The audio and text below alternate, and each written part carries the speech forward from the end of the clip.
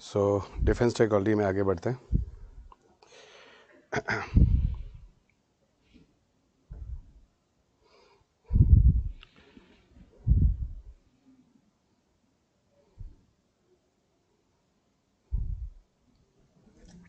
देखो, डिफेंस कर रहे थे और डिफेंस में हम लोगों ने कुछ चीज़ें देख ली थी, उसके आगे बढ़ते हैं।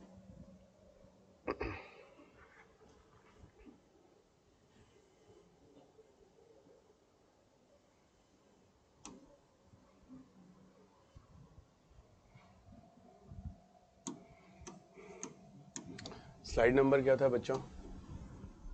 किस स्लाइड नंबर पे थे?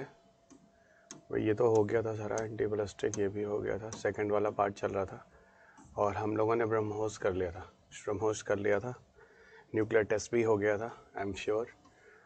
INS की बात कर रहे थे, हाँ, we were here about the INS, याद आ गया, ठीक है, यहाँ पे बात कर रहे थे। थोड़ा समझो, पता है जब मैं अमूमन स्टूडेंट से पूछता हूँ INS के बारे में तो काफ़ी कन्फ्यूज़न होता है यहाँ पे, ठीक है। INS को लेके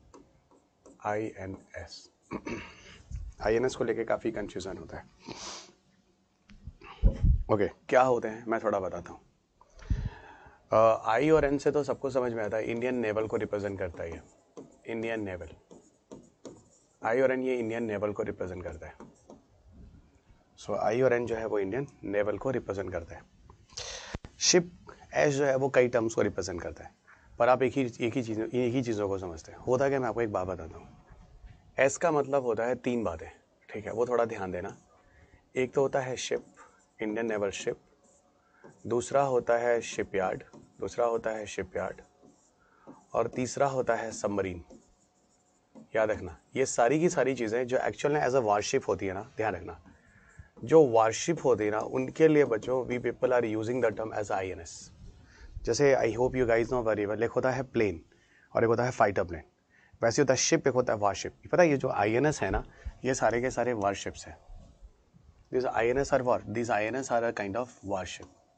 INS जो है सारे के सारे वारशिप है, ओके। और INS में क्या हो जाता है, 3 चीज़ें आती हैं, Indian naval ship, Indian naval shipyard, Indian naval submarine. Okay, so इन तीनों को जोड़कर होता है INS, ये ध्यान रखना, ठीक है। तो ये सारी जो वार के लिए यूज़ में आती है, ठीक है, वारशिप मतलब जो वार के लिए आती है। यहाँ पर जो हम INS के बारे में हमने लिखा है ना, इसमें बिल्कुल परेशान मत होना। तरह 40-50 INS हैं, बिल्कुल कुछ भी मत देखना, अपना टाइम बर्बाद मत करना, ठीक है। हमें सिर्फ और सिर्फ INS में वो जानना होगा जिस साल न्यूज़ में होगा। लेकिन ना जनरल कंसेप्ट INS का क्या मतलब मैंने आपको समझा दिया, अब यू पीपल नेवर कंफ्यूज, ठीक है। अब देखो थोड़ा और आगे चलते हैं। ये देखो यहाँ पर जो INS है वो कई तरीके के, जो आपके सामने हमें दिखा रहा हूँ। एक आपको दिख रहा होगा as a frigates, see here guys, यहाँ पर कई चीज़ें हैं। एक हो गया एज अ फ्रीगेट्स, एक हो गया डिस्ट्रॉयर और एक हो गया एयरक्राफ्ट कैरियर। तो ये 3 तरह के INS, I hope you can get it. The one is a freight, दूसरा डिस्ट्रॉयर एंड तीसरा एयरक्राफ्ट कैरियर। याद रखना ये तीनों के तीनों वारशिप्स हैं, ठीक है। पर वारशिप में भी कुछ कैटेगरीज होती हैं। फ्रीगेट जो स्मॉल साइज के वारशिप होते हैं, फ्रीगेट जो स्मॉल साइज के वारशिप होते हैं, डिस्ट्रॉयर जो लार्ज साइज के वारशिप होते हैं। अब स्मॉल साइज और लार्ज साइज किसके बेस पर डिफाइन होता है, ठीक है, किसके बेस पे डिफाइन होता है वो मैं आपको बताता हूँ। ये किसके बेस पे डिफाइन होता है, आप देख लो, वेट के बेसिस पर। जनरली जो बड़ा होगा उसका वेट भी ज़्यादा होगा, जिसका वेट कम होगा। तो ये फ्रिगेट जो होते हैं स्मॉल साइज ऑफ वारशिप होते हैं, ये लगभग 2000 से 5000 होते हैं। डिस्ट्रॉयर जो लार्ज साइज के वारशिप होते हैं, लगभग 5000 से 10,000 टन इसका वेट होता है। ओके, लगभग 5000 से 10,000 करीब टन इनका वेट होता है। ओके, तो ये ध्यान रखना, इससे ज़्यादा इनमें बहुत ज़्यादा एंटर करने की जरूरत है नहीं। और ये हैं दोनों के दोनों क्या, दीज आर द वारशिप्स। ये दोनों के दोनों हैं क्या, दीज आर द वारशिप। अब देखो अगला कंसेप्ट जिसे हम कहते हैं एयरक्राफ्ट कैरियर्स। एयरक्राफ्ट कैरियर क्या होते हैं? एयरक्राफ्ट कैरियर एक्चुअल में हम उनको बोलते हैं जिसकी मदद से, जो है ना, जिसके ऊपर एक्चुअल में कोई एयरक्राफ्ट कैरी करता है। मतलब ये पानी के अंदर पाए जाने वाले एक ऐसे INS होते हैं जिस पे कोई लैंडिंग हो सकती है, इस पर कोई टेक ऑफ हो सकता है। ओके, तो इस पर लैंडिंग और टेक ऑफ होता है, इसको हम कहते हैं एयरक्राफ्ट कैरियर करने वाला एक INS, ठीक है। तो आपने देखा होगा पानी के अंदर ऐसा एक रनवे होगा, या शिप होगा जो पे रनवे होगा, वो एक्चुअल में एक तरह के कैरियर ही होते हैं। ये जो एयरक्राफ्ट कैरियर्स के बारे में हम लोग यहाँ बात करने वाले हैं, एडमिरल गार्स्को, ठीक है। ये एडमिरल गार्स्को जो है, ये रशिया में बाकू के नाम से जाना जाता था, और भारत में लाने का इसका नाम हमने कर दिया INS विक्रमादित्य। कुछ ही दिन में देखना आपको, 1 आध साल के अंदर आपको न्यूज़ मिल जाएगा, अब ये हमारे नेवी से भी डिकमीशन कर दिया गया। एक्चुअल में ये पहले भी पुराना ही था जो हमने रशिया से लिया था, पर हम रिवर्स इंजीनियरिंग करके इन चीज़ों को सीखना चाहते थे और फिर उसके हिसाब से अपने हिसाब से हम एक नया मॉडिफाई करके अपना INS बनाने की बात कर रहे थे, इसलिए ये ज़रूरी भी था, दिस एयरक्राफ्ट कैरियर। ओके, और यही हमारा INS विक्रमादित्य के नाम से जाना जाता है। अगर हम फाइटर प्लेन की बात करें, the different generation of fighter planes. Okay, बहुत सारे जनरेशन के फाइटर प्लेन्स हैं, इनमें से आपके सामने है फर्स्ट जनरेशन, सेकंड जनरेशन वगैरह। फिलहाल मैं आपको बताऊं, हमें इन जनरेशन के फाइटर प्लेन्स पे जाना ही नहीं, हमें तो वैसे जानना है अपने इंडिया के बारे में, हमारे पास कौन कौन से फाइटर प्लेन है। लेकिन मुझे फिर भी आपको कुछ फाइटर प्लेन्स बताने हैं जनरेशन के हिसाब से। ओके, जैसे एक MiG-21 है जो कि सेकंड जनरेशन में आता है, और ये जो MiG-21 का जो फाइटर प्लेन है जो सेकंड जनरेशन में आता है, 1950 से 1960s के बीच में दुनिया में ये फाइटर प्लेन्स थे जो सबसे ज़्यादा पॉपुलर थे। उस समय के जमाने वाले फाइटर प्लेन्स यही हुआ करते थे, और भारत आज भी MiG-21 को यूज़ करता है। MiG-21 एक इंटरसेप्टर कैटेगरी का फाइटर प्लेन होता है। यहाँ एक चीज़ मैं आपको बताता हूँ, MiG-21 जो है वो इंटरसेप्टर कैटेगरी का फाइटर प्लेन होता है। सो MiG-21 जो है वो इंटरसेप्टर कैटेगरी का फाइटर प्लेन होता है। So MiG-21 is what, it is an interceptor category of fighter planes. ठीक है, इंटरसेप्टर कैटेगरी का फाइटर प्लेन होता है। ठीक है, यानी कहने का मतलब है कोई अगर फाइटर प्लेन आपकी तरफ आता है तो उसके अगेंस्ट में यूज़ करने के लिए हम इसका यूज़ करते हैं। तो MiG-21 इंटरसेप्टर कैटेगरी का फाइटर प्लेन होता है। और आगे आपको लिए चलते हैं, पता है अभिनंदन इसी फाइटर प्लेन को लेकर जो पाकिस्तान की तरफ से जो फाइटर प्लेन इंडिया के अंदर आया था यूज़ करते हैं। ठीक है, यूज़ करते हैं, ये चीज़ भी थोड़ा सा ध्यान रखना। ठीक है, और हमें पाकिस्तान की तरफ से जो फाइटर प्लेन आया था वो फाइटर प्लेन आया था F-16, वो फाइटर प्लेन आया था F-16। ओके, तो यहाँ पे देखो, ये हम थोड़ा ना फोर्थ जनरेशन फाइटर प्लेन की बात करते हैं। फोर्थ जनरेशन फाइटर प्लेन में आता है F-16, यू पेपर रिमेंबर। यहाँ पे होती है बात F-16 के बारे में। ठीक है, और ये फोर्थ जनरेशन फाइटर प्लेन को ही हमारा सेकंड जनरेशन फाइटर प्लेन ने मार गिराया था, गॉट इट, उस टाइम में। ओके, 4 जनरेशन के बाद आपको थोड़ा सा मुझे 4.5 जनरेशन में एक चीज़ बतानी है। 4.5 जनरेशन में एक नई टेक्नोलॉजी इवॉल्व होती है, उसे हम कहते हैं स्टेल्थ टेक्नोलॉजी। स्टेल्थ टेक्नोलॉजी को हम एक्चुअल में लो ऑब्जर्वेबल टेक्नोलॉजी कहते हैं, और स्टेल्थ टेक्नोलॉजी की मदद से किसी भी फाइटर प्लेन या किसी भी सबमरीन्स को आप इनविजिबल कर सकते हैं। सो किसी भी फाइटर प्लेन या किसी भी सबमरीन्स को आप इनविजिबल कर सकते हैं किसी रडार और सोनार सिस्टम के सामने, ये चीज़ ध्यान रखिएगा। ओके, किसी रडार या सोनार सिस्टम के सामने। ओके, ये चीज़ें हो गई, हम स्टेल्थ टेक्नोलॉजी के नाम से जानते हैं। इससे कोई चीज़ रडार और सोनार सिस्टम के रेंज में नहीं आती। रडार वो होता है जो एयरबॉर्न ऑब्जेक्ट के लिए होता है, डिटेक्ट करने के लिए, और सोनार सिस्टम वो होता है जो वाटरबॉर्न ऑब्जेक्ट को डिटेक्ट करने के लिए होता है पानी के अंदर। ओके, अगर हम फिफ्थ जनरेशन फाइटर प्लेन की बात करें तो काफ़ी एडवांस जेट फाइटर जनरेशन्स होते हैं, स्टेल्थ टेक्नोलॉजी होती है इनमें, और हाईली इंटीग्रेटेड कंप्यूटर सिस्टम्स होते हैं। दुनिया में F-22 Raptor aircraft, 35 Sukhoi, Chengdu, J-20, सैंगॉन, ये जो इजराइल है, रशिया है, चाइना है, US है, ये वो कंट्री है जिनके पास fifth generation fighter plane already है। बट भारत के पास अभी तक फिफ्थ जनरेशन फाइटर प्लेन नहीं है, ये चीज़ ध्यान रखिएगा। India still have not the fifth generation fighter planes. अब हम चलते हैं न्यूक्लियर कैपेबल एयरक्राफ्ट की तरफ।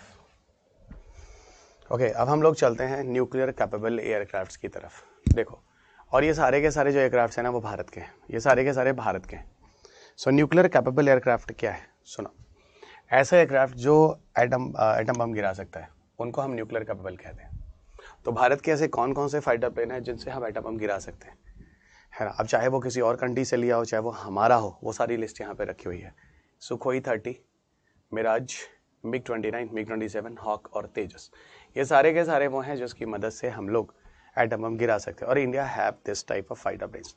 मिग आप सबको पता है रशियन है, सुखोई आपको पता है रशियन है, मिराज फ्रांस का है, हॉक यूरोप का है, और तेजस जो है हमारा इंडिजिनस है। ओके, इंडिजिनस है। यहाँ पे देखो 2 फाइटर प्लेन्स के बारे में लिखा हुआ है जो थोड़ा ज़रूरी है, एक तो तेजस के बारे में और एक Su-30 के बारे में। ये दोनों फाइटर प्लेन इतने अच्छे हैं कि 3000 किलोमीटर तक बिना रिफ्यूलिंग कर उड़ सकते हैं, यानी डीप पेनिट्रेशन कर सकते हैं, एनिमी कंट्री में काफ़ी अंदर तक घुसकर बम गिराकर वहाँ से बाहर आ सकते हैं। ठीक है, तो इसके लिए ये क्वालिटी वाला हो गया। अधिक दूरी तक घुसकर भी वार करने वाला अगर फाइटर प्लेन की बात करें तो वहाँ तेजस और Su-30 उसकी कैटेगरी में आता है।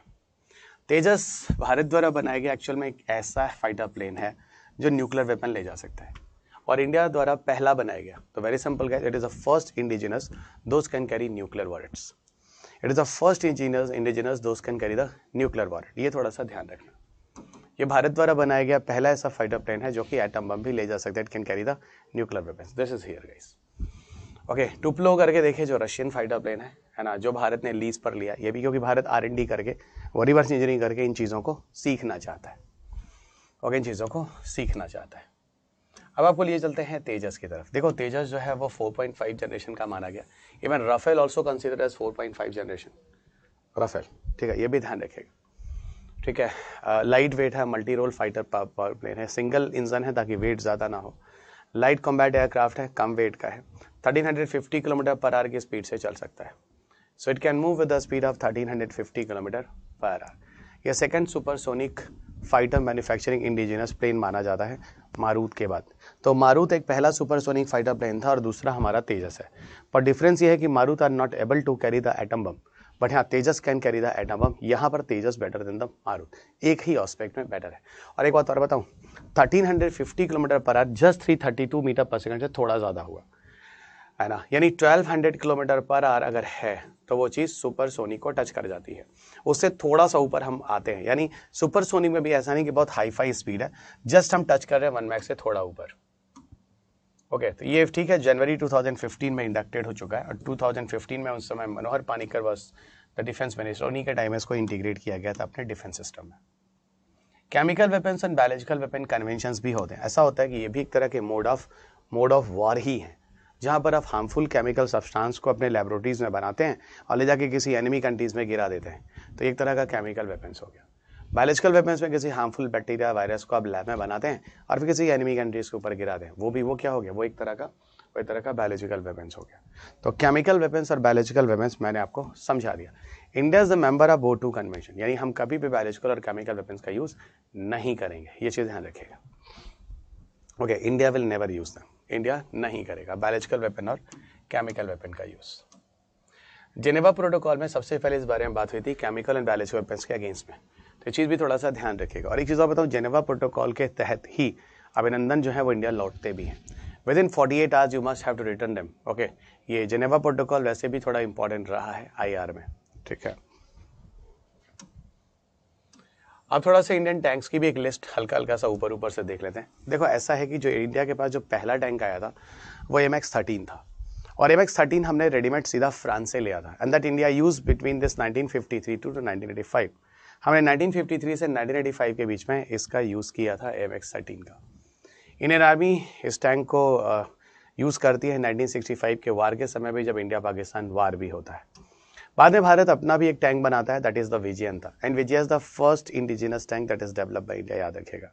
भारत द्वारा बनाया गया पहला टैंक विजयंता, ये भारत का इतिहास है, एवरीबॉडी रिमेंबर दिस। बाद में इसको क्या किया गया, विजयंता को हटा दिया हमने, है ना, 2008 के बाद हटा दिया इसको। जो रिप्लेस किया गया और रशियन टैंक से किया गया, जिसका नाम था T-72MI। T-72MI का नाम हम लाने के बाद उसका नाम हमने अजेय कर दिया। बाद में तो रशिया में नए नए टैंक बनते रहे, हम उसको खरीदते रहे, नाम बदलते रहे, रशिया में टैंक बनते रहे, हम उसको खरीदते रहे, नाम बदलते रहे।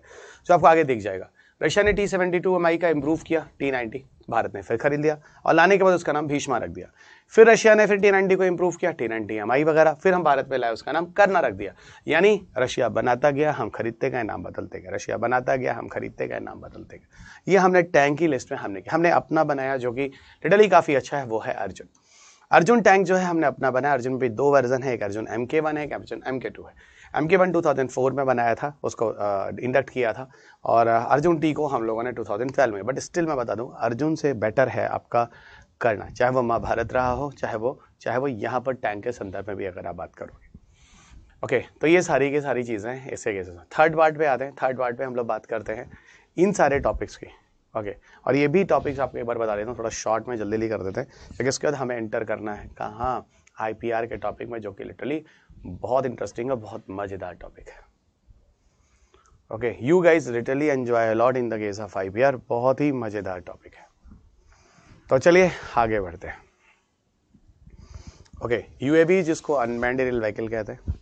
सो UAVs are what, they are the unmanned aerial vehicles. तो UAVs क्या है, UAVs are the unmanned aerial vehicles, जिसके लिए आप ड्रोन्स वगैरह भी यूज़ करते हैं। Helicopters of India, multi barrel rocket launcher SU-30, admiral Gorshkov है ना, अवाक्स, stealth technology, sonar system, torpedoes और नेवल एक्सरसाइजेस, ये सारी चीज़ें हैं जो हम लोग यहाँ पर पढ़ने वाले हैं। ओके, सारी चीज़ें हैं जो हम लोग यहाँ पर पढ़ने वाले हैं। तो चलो दोस्त आगे बढ़ते हैं। सबसे पहले हम UAVs और ड्रोन के बारे में बात करते हैं। हम लोग यूएवीज और ड्रोन्स के बारे में बात करें। यूएवी जिसको हम कहते हैं अनमैन्ड एरियल व्हीकल्स, यूएवी जिसको हम कहते हैं unmanned aerial vehicles.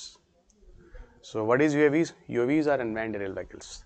Unmanned aerial vehicles को बहुत सारे नाम से हम कह सकते हैं। इसे हम रिमोटली पायलटेड व्हीकल्स भी कहते हैं, इसको हम रिमोटली पायलटेड व्हीकल्स भी कहते हैं। It is remotely piloted vehicles, so it is also called as a remotely piloted vehicles. और रिमोटली पायलटेड व्हीकल्स यानी इसको हम लोग पायलटलेस टारगेटेड एयरक्राफ्ट भी कहते हैं। पायलटलेस टारगेटेड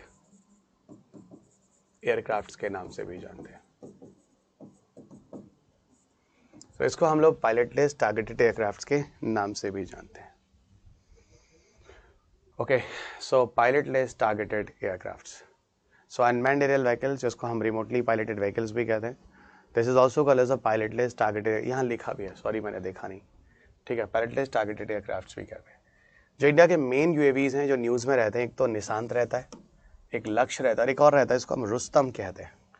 रुस्तम कहते हैं। और लक्ष्य को ऐसा माना जाता है कि भविष्य में ये इंडिया का क्या होगा, भविष्य में इंडिया का ड्रोन सिस्टम होगा। ऐसा मानते हैं कि ये फ्यूचर में इंडिया का अपना ड्रोन सिस्टम होगा। So it is possible like in the coming future the Lakshya will be the drone system of India, ऐसा कहते हैं। ओके, लक्ष्य जो है वो all digital flight control system है, बेटर टर्बोजेट इंजन इक्विप्ड होगा। निशान जो है वो शॉर्ट रेंज यूएवी माना जाता है, ऐसा कहा जाता है इंडियन नेवी वगैरह में ये यूज़ किया जाएगा, और पैरामिलिट्री फोर्सेस वाले इसको यूज़ करेंगे। लक्ष्य में ऐसा कहा जाता है इसमें हम स्टेल्थ टेक्नोलॉजी लगा के इसे हम ड्रोन बना देंगे। स्टेल्थ टेक्नोलॉजी का मतलब होता है जिसकी मदद से हम चीज़ों को इन्विजिबल कर सकते हैं। तो हो सकता है इस तरह की चीज़ें भविष्य में आपको लक्ष्य के रूप में भारत में देखने को मिले। एक और है जिसको हम रुस्तम के नाम से जानते हैं। ओके, वैसे तो बताऊं तो दो तरह के यूएवीज हैं, एक हेल है और दूसरा मेल है। हेल जिसको कहते हैं हाई एल्टीट्यूड लॉन्ग एंड्योरेंस, और मेल जिसको कहते हैं मीडियम एल्टीट्यूड लॉन्ग एंड्योरेंस। ये दो होते हैं, और जो मीडियम एल्टीट्यूड लॉन्ग एंड्योरेंस होते हैं यूएवीज, उनका नाम है Rustam. That is the Rustam, this is the Rustam.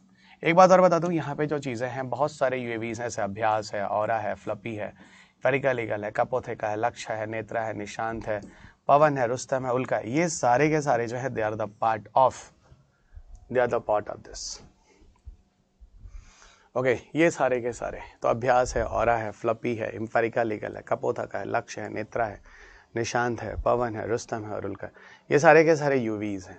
Okay, these all are the UAVs. Okay, ये सारे के सारे यूएवीज हैं जो भारत में डीआरडीओ के थ्रू रहे हैं। देखो, अगर हम ड्रोन्स की बात करें तो ड्रोन्स दो तरह के होते हैं, एक तो सिविलियन ड्रोन होता है, दूसरा मिलिट्री ड्रोन होता है। सिविलियन ड्रोन जो सिविलियन पर्पस के लिए होता है, अंडरस्टूड है। सर्वेलेंस के लिए आप जैसे आप मान लीजिए कि आप किसी सामान को पहुंचाने के लिए आप ड्रोन यूज़ कर सकते हैं। सिविलियन ड्रोन में आपको बताऊं, ऐसे तो एक एग्जांपल यहाँ पे ही लिखा होगा आपको, 2015 में मुंबई में कुछ होता है। क्या होता है? मार्गरीटा पिज़्ज़ा डिलीवरी जो होती है ड्रोन से की जाती है, ठीक है। लेकिन आपको बताऊं, इस तरह के कमर्शियल पर्पस के लिए ड्रोन्स का यूज़ जो है भारत में अभी तक क्या है, इलीगल है। पता नहीं उसमें 3 किलो का पिज़्ज़ा है या 3 किलो का बम है। पुलिस पर्सनल ज़मीन पे तो हर चीज़ें को, क्राइम को तो डिटेक्ट नहीं कर पाते, हवा में कहाँ कर पाएंगे। तो वही चीज़ें हैं जो मैं यहाँ पे आपको बता रहा हूँ। इन चीज़ों को डिटेक्ट कर पाना is not very easy. Even Amazon वाले कहते भी हैं कि देखो मैं ना प्राइम एयर डिलीवरी सिस्टम शुरू करूँगा भारत में। क्या शुरू करूँगा? Prime air delivery system. ये अमेजोन वाले कहते भी हैं। मुंबई और बेंगलुरु में इस तरह की बात होती है, इस तरह की चीज़ों को शुरू करने की। तो मुंबई और बेंगलुरु में इस तरह की बात होती है शुरू करने की। ड्रोन्स ऐसा माना जाता है एक सीरियस बिजनेस भारत में, हो सकता है कॉमर्शियल और मिलिट्री पर्पज़ के लिए आगे भविष्य में इसको यूज़ कर सकते हैं। आपके पेपर में ड्रोन्स पर एक क्वेश्चन पूछा गया था। ओके, आपके पेपर में एक ड्रोन पे क्वेश्चन पूछा गया था बहुत पहले, जैसे कि रुस्तम लक्ष्य के ऊपर भी, और लेकिन वो बहुत पुराना था, ठीक है। एक और क्वेश्चन आपके पेपर में पूछा गया था, जनरली ड्रोन्स का जो यूज़ है वो कहाँ कहाँ हो सकता है, और वो जो क्वेश्चंस थे वो क्या क्या थे मैं आपको बताता हूँ, ठीक है।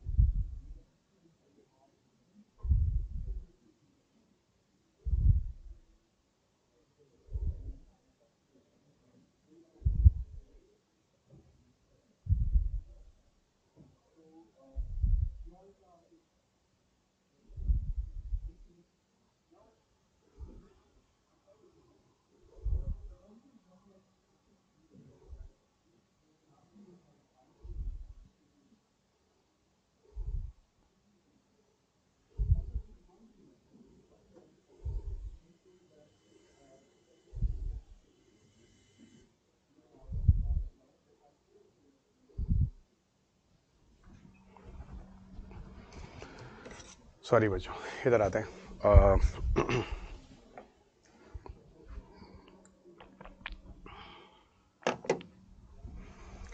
सो ये हो गया प्राइम एयर डिलीवरी सिस्टम के बारे में बात कर रहे थे, ठीक है। तो ठीक है ना, उन्होंने अपना एक प्राइम एयर करके एक अपना लोगो एक ब्रांड टाइप से रख दिया, ठीक है। हाँ, मैं क्वेश्चन कर रहा था 2021 के आसपास एक क्वेश्चन यूपीएससी में पूछा गया था। उन्होंने पूछा था कि ड्रोन्स का हम यूज़ कहाँ कहाँ कर सकते हैं। उसमें उन्होंने बोला पेस्टिसाइड स्प्रे कर सकते हैं, बिल्कुल कर सकते हैं, जो एग्रीकल्चर ड्रोन्स होंगे। वॉल्केनोस की क्रेटर्स को देख सकते हैं, वो भी देख सकते हैं, ठीक है। वॉल्केनोस के क्रेटर्स को भी देख सकते हैं, अंडरस्टूड है। इसके अलावा जैसे वेल फिश वगैरह होती है, जब वो सांस छोड़ती है ना अपने साथ, अपने ड्रॉपलेट्स भी हवा में बहुत तेज़ी से ड्रॉप्स के फॉर्म में छोड़ती है, तो उन ड्रॉपलेट्स के सैंपल को इकट्ठा कर सकते हैं। इसे उसके डीएनए की स्टडी कर सकते हैं, उसके अंदर कोई वायरस के सेल और टिश्यूज़ में से, जैसे हम स्नीजिंग करते हैं तो हमारी बॉडी के सेल और टिश्यूज़ भी बाहर आते हैं, तो उनके सैंपल्स लेके हम उस वेल की मछली के अंदर होने वाली कोई डिजीज़ वगैरह है तो उसकी जानकारी भी ले सकते हैं। इस तरह की सारी जो चीज़ें होती हैं, these are the part of civilian drones, ठीक है। एक क्वेश्चन आया है रेस्टलेस यूएवीज़ के बारे में। देखो, जब टेररिस्ट अटैक वगैरह होता है ऐसे कंडीशंस में जहाँ पर अटैकिंग टाइप वाली चीज़ें आती हैं बहुत ज़्यादा, उन जगहों पर जो हम यूएवीज़ का यूज़ करते हैं उन्हें रेस्टलेस यूएवीज़ कहते हैं। रेस्टलेस मतलब ऐसे कह लो जो थकते नहीं हैं, और ऐसी चीज़ वहीं चाहिए जहाँ पर वार वगैरह की जगह पर ज़रूरत होती है। आयुष, ठीक है।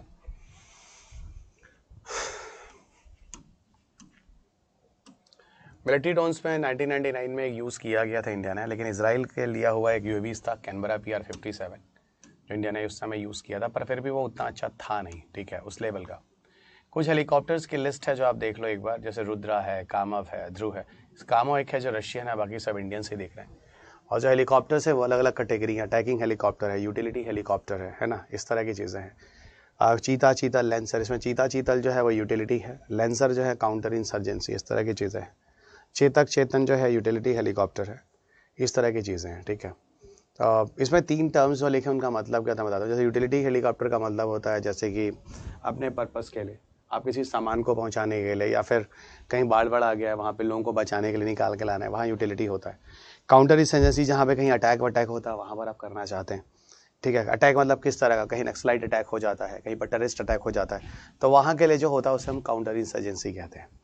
उसके अलावा जैसे कि एक और था वार के लिए, तो आप समझ ही रहे उसमें कोई दिक्कत ही नहीं है ना, जो अटैक कर सकते हैं, फाइन। ये 3 के 3 थे जो मैंने आपको समझा दिया।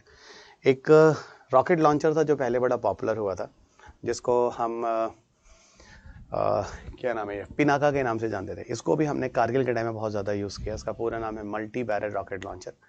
पिनाका को मल्टी बैरल रॉकेट लॉन्चर के नाम से जानते हैं। Pinaka itself is a complete name, but technical भाषा में इसका MBRL या मल्टी बैरल रॉकेट लॉन्चर कहते हैं। क्या होते हैं मल्टी बैरल रॉकेट लॉन्चर? एक साथ हम कई सारे मिसाइल्स को इस पर लोड कर सकते हैं और कई डायरेक्शन में भेज सकते हैं।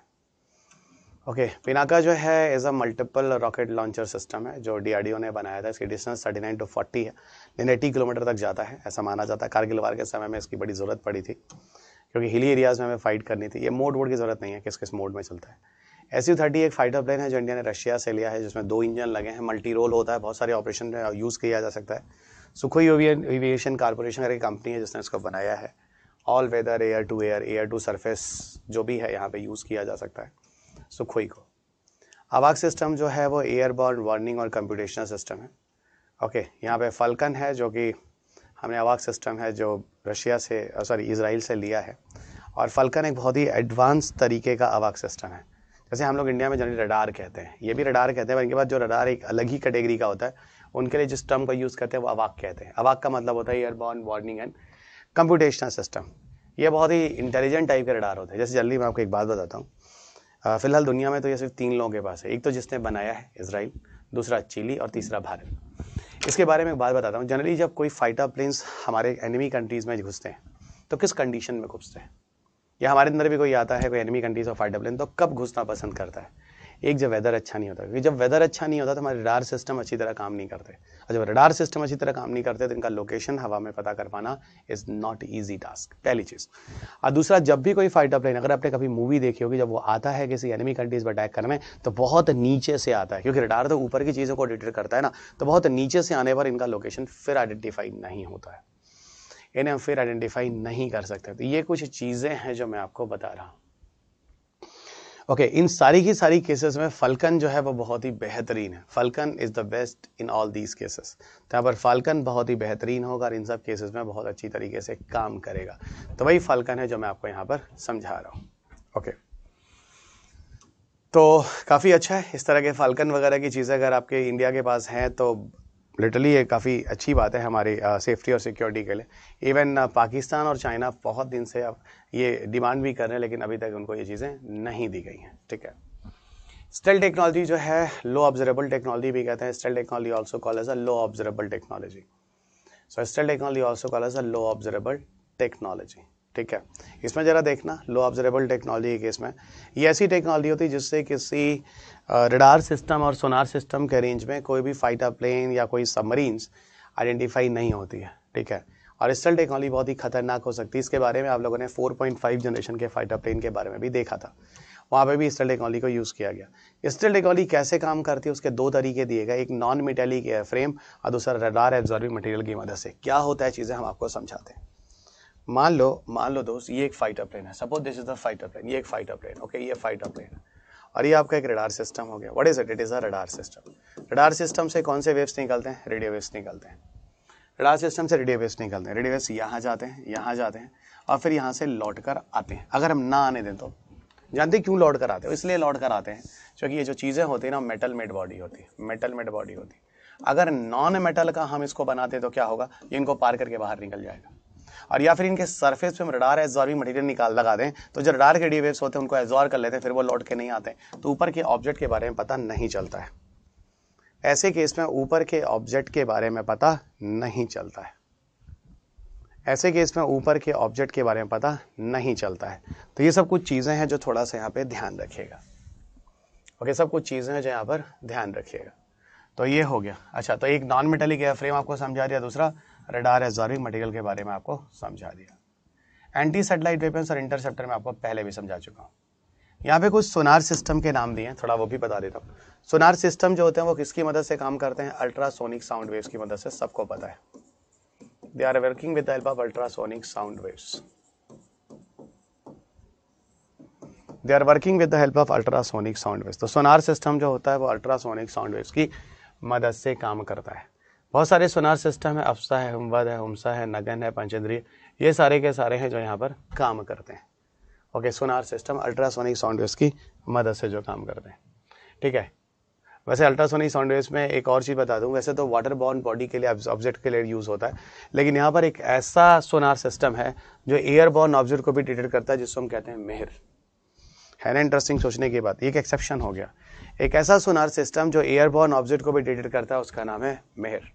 सो काइंडली रिमेंबर दिस, मेहर। टॉर्पिडोज क्या है? देखो, एक्चुअल में जब ज़मीन के ऊपर की जो चीज़ होती है ना, उन्हें मिसाइल्स कहते हैं। ज़मीन के ऊपर की चीज़ों को क्या कहते हैं? मिसाइल्स कहते हैं, जो वार के लिए यूज़ किए जाते हैं। और जो अंडर वाटर चीज़ें होती हैं उन्हें हम टॉर्पिडोज कहते हैं। तो टॉर्पिडोज एक्चुअल में क्या होता है? Torpedoes are under water missiles. Torpedoes are actually under water missiles. Torpedoes are actually under water missiles. ये पानी के अंदर वाले मिसाइल्स होते हैं, काफ़ी लाइट वेट के होते हैं टॉर्पिडोज वगैरह। ठीक है, और कुछ हैवी वेट के भी होते हैं। जो हैवी वेट के होते हैं वो वरुणास्त्र और तक्षक हैं, जो भारत के पास हैं। ठीक है, इलेक्ट्रिकली पावर रोबोट्स भी हैं, वरुणास्त्र। ठीक है, जो प्रोडक्शन में साइना वगैरह जो काफ़ी एडवांस एक्सपेरिमेंटल टॉर्पिडोज भी माने जाते हैं, जो DRDO ने डेवलप किए हैं। ओके, यहाँ पर कुछ एक्सरसाइजेस के नाम लिखें जो ज्वाइंट एक्सरसाइजेस होते हैं। फिलहाल क्वेश्चन नहीं आए हैं पिछले 13-14 साल से एक भी। इसमें पहला एक्सरसाइज है जो नेवी वाले एक्सरसाइजेस हैं, वरना है, श्रेनिक सैंद्रा है, मालाबार है, सिम्बक सेप्समर है, कौन का नवसंडेक्स है, सहयोग कल का जन है, नसीम अलबर है। ये सारे के सारे नेवी वाले जो अलग अलग कंट्री के साथ अलग अलग महीने में होते हैं।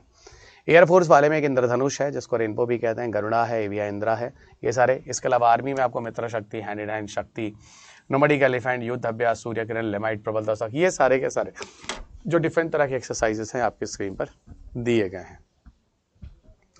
ये अलग अलग कंट्री से, अब लेमाइट है तो इंडिया और सिसिलिस के बीच है।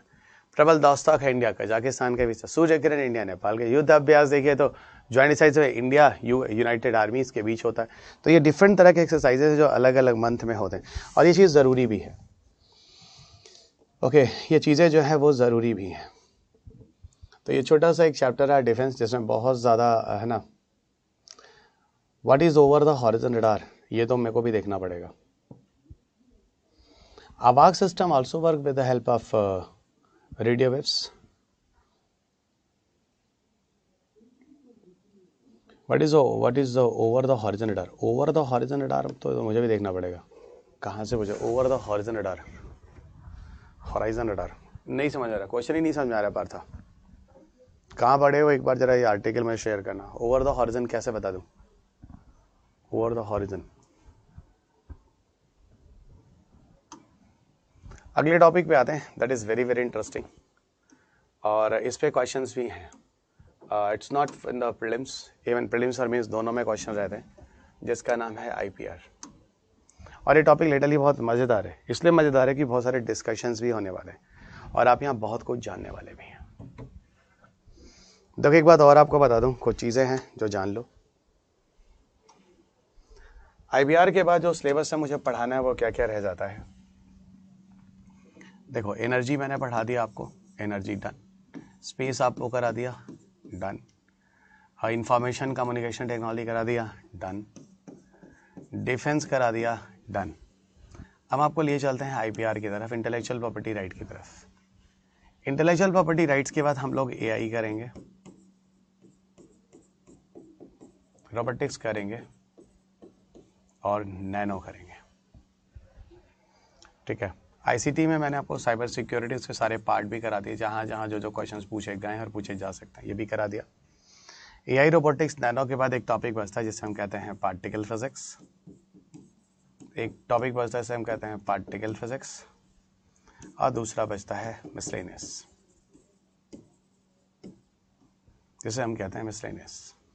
तो आगे के जो लेक्चर्स हैं वहाँ पर हम एक एक दिन में एक एक लेक्चर्स को मान के चलते हैं। इतनी चीज़ें और हमें करनी, हमारे सिलेबस खत्म हो जाएंगे। तो आज हम चलते हैं IPR की तरफ। Okay, so now you come into the discussion of IPR। Okay, so अगला टॉपिक है जिसे हम कहते हैं IPR। IPR means intellectual property rights. तो IPR जिसे आप कहते हैं इंटेलेक्चुअल प्रॉपर्टी राइट्स। ओके, चले इंटेलेक्चुअल प्रॉपर्टी राइट्स यहीं से शुरू करते हैं।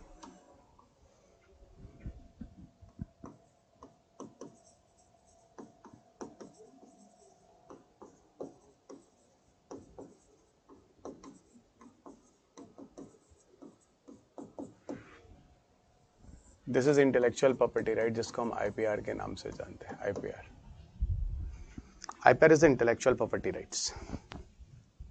देखो यहाँ ना इंटेलेक्चुअल प्रॉपर्टी राइट्स में 3 वर्ड्स हैं, एक है इंटेलेक्चुअल, दूसरा है प्रॉपर्टी और तीसरा है राइट्स। इन तीनों चीज़ को ना थोड़ा सा समझना, ये टॉपिक है बहुत इंटरेस्टिंग, ठीक है। इंटेलेक्चुअल जो टर्म है ना, ये जो इंटेलेक्चुअल टर्म है, ये आपके ब्रेन को रिप्रेजेंट करता है, ये आपके ब्रेन को रिप्रेजेंट करता है। प्रॉपर्टी जो होती है ना, वो आपकी अपनी एसेट होती है ना, ओन एसेट होता है। और राइट तो आप समझते हैं, आपको आपका हक दिया जाता है। राइट तो आप समझते हैं, राइट क्या होता है? आपका अपना हक दिया जाता है। तो राइट क्या होता है? आपको अपना हक दिया जाता है। तो ये हो क्या गया? इंटेलेक्चुअल प्रॉपर्टी राइट्स, यानी ये एक ऐसी चीज होती है जो आपके ब्रेन की क्रिएटिवनेस होती है, जो आपकी ब्रेन क्रिएटिवनेस होती है। उस ब्रेन क्रिएटिवनेस में आपको आपका प्रोटेक्शन, आपको आपका राइट दिया जाता है। यानी आपके ब्रेन की एक उपज है ये। आपके ब्रेन ने जो चीज़ें जनरेट की है ना, उसके बेसिस पर आपका वो एसेट हो गया और उस एसेट पे आपका हक दिया जाता है। कोई भी उसके साथ कोई डिस्क्रिमिनेशन नहीं करेगा, वो आपका है, वो आपका है। और इसी को हम कहते हैं intellectual property rights. It is a kind of brain creativeness where you are getting your own rights. So it is a brain creativeness where you are getting your rights.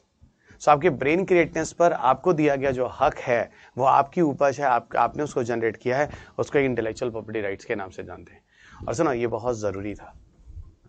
अगर ये चीज़ें नहीं होती तो आज इंडस्ट्रीज नहीं होती, आज इकोनॉमी नहीं होती, और आज इतनी सारी जो सुविधाएं हैं ना जो आपको मिल रही हैं वो नहीं होती, क्योंकि उसके लिए लोग कभी रिसर्च एंड डेवलपमेंट नहीं करते और मेहनत करके नई चीज़ नहीं बनाते। आप मुझे सिर्फ कुछ चीज़ों का आंसर दो, डिस्कशन में इस टॉपिक को मैं लेता हूँ। बोला ना टॉपिक ज़्यादा मज़ेदार है। आप मुझे सिर्फ एक बात बताओ, आप सबको पता है मेरी किताब आती है ना, एक नहीं 2 किताबें आती है ना, 2 किताबें आती हैं, एक साइंस एंड टेक की आती है और दूसरा इन्वायरमेंट की आती है। दोनों मैकग्रा हिल में पब्लिश होती है। दोनों की नई एडिशन भी आने वाली है, पीटी के बाद नया एडिशन भी मिल जाएगा। आपको पता है ये दोनों की दोनों जो किताबें आती हैं, जरा समझना, ये दोनों की दोनों जो किताबें आती हैं, ये किताबें तो मार्केट में आ चुकी हैं। तो आप तो सीधा इस किताब को टाइप कर लो और टाइप करने के बाद किताब को मार्केट में छाप के बेचो। सुनो, नहीं कर सकते, कॉपीराइट वायलेशन है, अंदर हो जाओगे। किताब को मार्केट में आने के बाद उसका कंटेंट तो हर कोई देख रहा है ना, तो कोई भी छाप सकता है। यही तो मैं कह रहा हूं, नहीं छाप सकता है। यही तो मैं आपको कह रहा हूं कि नहीं छाप सकता है। छापेगा तो अंदर हो जाएगा। अगर छापेगा तो फिर मैकग्रा हिल इतने पैसे लगाकर या मैं अपनी एनर्जी लगाकर किताब क्यों लिखाऊंगा? अगर हर कोई उस किताब को टाइप करके छापने लगेगा, इसका सीधा मतलब है कि अब मैं अच्छी किताबें नहीं लिखूंगा। और जो मैकग्रा हिल उस किताब को छापने के लिए सैकड़ों करोड़ रुपए लगाती है, पूरे शहर पूरे इंडिया तक उसको डिस्ट्रीब्यूट करती है, वो भी अपनी कंपनी बंद करके सड़क पे आ जाएगा। और अल्टीमेटली नुकसान किसको होगा? आप कंज्यूमर को, क्योंकि अच्छी गुणवत्ता वाली चीज़ें, जो क्वालिटी वाली चीज़ें होंगी वो मार्केट में आएंगी नहीं। सर हिसाब से तो फिर गलत हो गया, हमें ओरिजिनल बुक लेनी चाहिए। थैंक गॉड आप समझ गए। मैंने क्या बोला? थैंक गॉड आप समझ गए।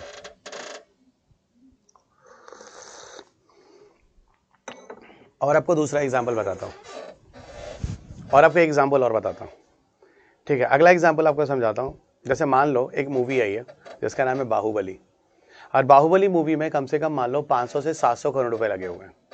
और बाहुबली मूवी बनने के बाद जब वो मार्केट में आती है, पता चलता है उसका पायरेटेड देखते हैं। सुनिए, उसका जो प्रोड्यूसर है ना, जिससे इतने करोड़ रुपए लगाकर ये एनिमेशन, ये वीडियोस, क्या क्या चीज़ें उसमें एडिटिंग क्या क्या की हैं, तो उसका पैसा खर्च हुआ है, अगली बार ना वो इतने पैसे नहीं लगाएगा, जो सब पता है वो सड़क पे आ जाएगा इतने पैसे लगाने के बाद। Everybody clear? तो वहाँ पे क्या हो रहा है? वहाँ पे भी क्या है? It is a kind of IPR protections. यहाँ पे भी आपको IPR प्रोटेक्शन मिलना चाहिए उसका, नहीं तो मूवी की पायरेसी चलेगी और उस तरह की मूवी आपको अल्टीमेटली इफेक्ट किसको पड़ा? कंज्यूमर को पड़ा। मान लो एक कंपनी है, रेनवैक्सी है, सिप्ला है, डॉक्टर रेड्डीज है, ये सारी कंपनियों ने एक दवा बनाई है ना। दवा को बनाने के बाद आप सब जानते हैं इसका पेटेंट किया जाता है ना। और उसके बाद उस दवा को, लेकिन अब बताओ कोई भी दवा मार्केट में आने के बाद अब तो कोई भी उसको बना सकता है ना। उसका केमिकल टेस्टिंग कर दीजिए, इंग्रेडिएंट चेक कर लीजिए, उन इंग्रेडिएंट्स के सॉल्ट को मिलाकर दवा बना लीजिए। लेकिन सुनो, क्यों नहीं बनाते? इसलिए नहीं बनाते क्योंकि वो भी क्या है? वो भी एक IPR का वायलेशन है। और वो भी इसलिए ज़रूरी है, अगर मान लो जिस कंपनी ने दवा बनाने में इतने सारे टाइम, इतने सारे पैसे बनाए और अंत में जाकर ये दवा बनाई है कल को उस कंपनी को अगर अच्छा खासा फाइनेंशियल लॉस हो गया तो बताओ अगली बार कंपनी कभी उस लेवल पर इन्वेस्ट करके दवा बनाएगी? कभी नहीं बनाएगी। यही चीज तो मैं आपको कह रहा हूं। और अल्टीमेटली कौन सफर करेगा? आप एज अ कंज्यूमर, आपको नुकसान होगा। मैंने आपको IPR बहुत बढ़िया से समझा दिया, A to Z। यहाँ जितनी भी चीजें हो सकती थी बहुत बढ़िया से मैंने समझाया है। बाकी आपका रिस्पॉन्स ही आना बाकी रह गया बस। मैंने आपको बहुत बढ़िया समझा दिया कि IPR क्यों इतना ज्यादा जरूरी है, IPR का protection, why it is very very important. ठीक है, इससे इकोनॉमी ग्रो करती है ना। जो रिसर्च एंड डेवलपमेंट लगातार होते हैं उनको अगर प्रोटेक्शन मिलता है, और IPR ये सारे के सारे राइट, ये सारे के सारे प्रोटेक्शन देती है। ओके, ये सारे के सारे प्रोटेक्शन आपको देती है। फाइन, इधर आओ। थोड़ा सा है ना, मैं आपको इस PPT की तरफ लिए चलता हूँ। धीरे धीरे इस PPT के लाइंस को आपको समझाता चलता हूँ, आप समझते चले। ये PPT भी आपको कल दे दी गई थी, पीछे की क्लास में आपको दी गई थी। IPR है क्या? तो देखो, सीधी सीधी भाषा में एक इंटेलेक्चुअल प्रॉपर्टी, जो ब्रेन की क्रिएटिवनेस है, उसके कलेक्शन ऑफ आइडियाज, जो कॉन्सेप्ट्स होते हैं, उनको प्रोटेक्शन दिया जाता है as a form of trademark, as a form of copyright, patent, और इसके अलावा और भी चीजें आती हैं। मेरे सिर्फ 2 बच्चों को समझ में आया, बाकी लोग सोच रहे हैं कि हमको समझ में आया है कि नहीं आया। अच्छा, सोचते रहो, चलो सोचते रहो। 2 ही बच्चों के मैसेज आ रहे हैं, ये हालत है। चलेगा, ठीक है। IPR इट्स रिलेटेड राइट्स कौन कौन से, सारी चीजें हम आपको बताते हैं। आईपीआर जो राइट्स होती है जनरली जो अलाउ करता है किसी पेटेंट होल्डर को, किसी ट्रेडमार्क कैरियर को, किसी कॉपीराइटेड वर्क के बेनिफिट्स के लिए, जो उनके अपने ब्रेन वर्क के लिए या उनके इन्वेस्टमेंट के लिए उनको दिए जाते हैं। अरे वाह, my example are so good good good good. ये कह लो ना मेरे एग्जांपल गुड से अच्छा आप सीरियस होकर सुन रहे थे, ये भी तो हो सकता है, इसलिए आपको समझ में आ गया। और समझो बच्चों, और समझाता हूं, चाय थोड़ी मीठी हो गई है। आओ इधर आते हैं। अभी पर आपको ना एक एक चीज, आईपीआर के अंदर क्या क्या चीजें आती है, बहुत चीजें आती हैं। कॉपीराइट आता है, ट्रेडमार्क आता है, पेटेंट आता है ना। पेटेंट के बाद आपका इंडस्ट्रियल डिजाइन आती है, ट्रेड सीक्रेट आता है, ट्रेड ड्रेस आता है, प्लांट वेराइटी आती है, ज्योग्राफिकल इंडिकेशन आता है। ये सारे के सारे बच्चा आईपीआर के अंदर के अपने प्रोटेक्शंस हैं, जहां अलग अलग चीजों को अलग अलग तरीके से प्रोटेक्शन किया जाता है। सबसे पहले हम लोग बात करेंगे कॉपीराइट्स। सबसे पहले, अरे तिरेगी, ओहो ओहो, क्या बात है। 1 2 3 4 5 6 7 8 9 बच्चों को समझ में आ गया, वाह। अच्छा, सबने रिप्लाई दिया, ओहो हो, good good good good, very good very good. चले ठीक है, बहुत अच्छा बहुत अच्छा। अभी सुनो, अब एक बात समझो जरा कॉपीराइट के केसेस को। कॉपीराइट में क्या आता है समझो, बहुत मजेदार चीज है, ठीक है। पहले तो बता दूं, जो कॉपीराइट है वो एक आईपीआर है, इंटेलेक्चुअल प्रॉपर्टी राइट्स, ठीक है। 3 चीजों में जनरली याद रख लो। एक राइटर यानी मैं, ऑथर ले लो। दूसरा एक वो ले लो, क्या नाम है, एक्टर ले लो। मैं ऑथर हो गया, एक एक्टर हो गया। और सुनो, एक सिंगर ले लो, लता जी को ले लो, मुझे ले लो, अमिताभ बच्चन जी को ले लो, और एक उनको ले लो, क्या नाम है, लता जी को ले लो। 3 हो गए। पता है ये तीनों क्या काम करते हैं? राइटर है तो राइटिंग करेगा, एक्टर है तो एक्टिंग करेगा, और सिंगर है तो सिंगिंग करेगा। इन तीनों के कॉपीराइट्स होते हैं। यस, इन तीनों के कॉपीराइट्स होते हैं। तो कॉपीराइट्स किन चीजों पे दिए जाते हैं? किसी राइटर, किसी आथर, आर्टिस्ट, या वही आथर और आर्टिस्ट को दिया जाता है कॉपीराइट्स। और जानते हो कॉपीराइट जो होता है ये एक एक्सक्लूसिव राइट होता है, एक्सक्लूसिवली जो हमें दिया जाता है हमारे अपने काम के लिए। और वो काम क्या होता है? वो काम क्या होता है? कोई किताब है तो प्रिंट होती है या पब्लिश होती है, और या फिर गाना है तो कोई रिकॉर्ड होता है। इन सब चीज़ों के लिए एक निश्चित समय के लिए कॉपीराइट आपको मिलता है।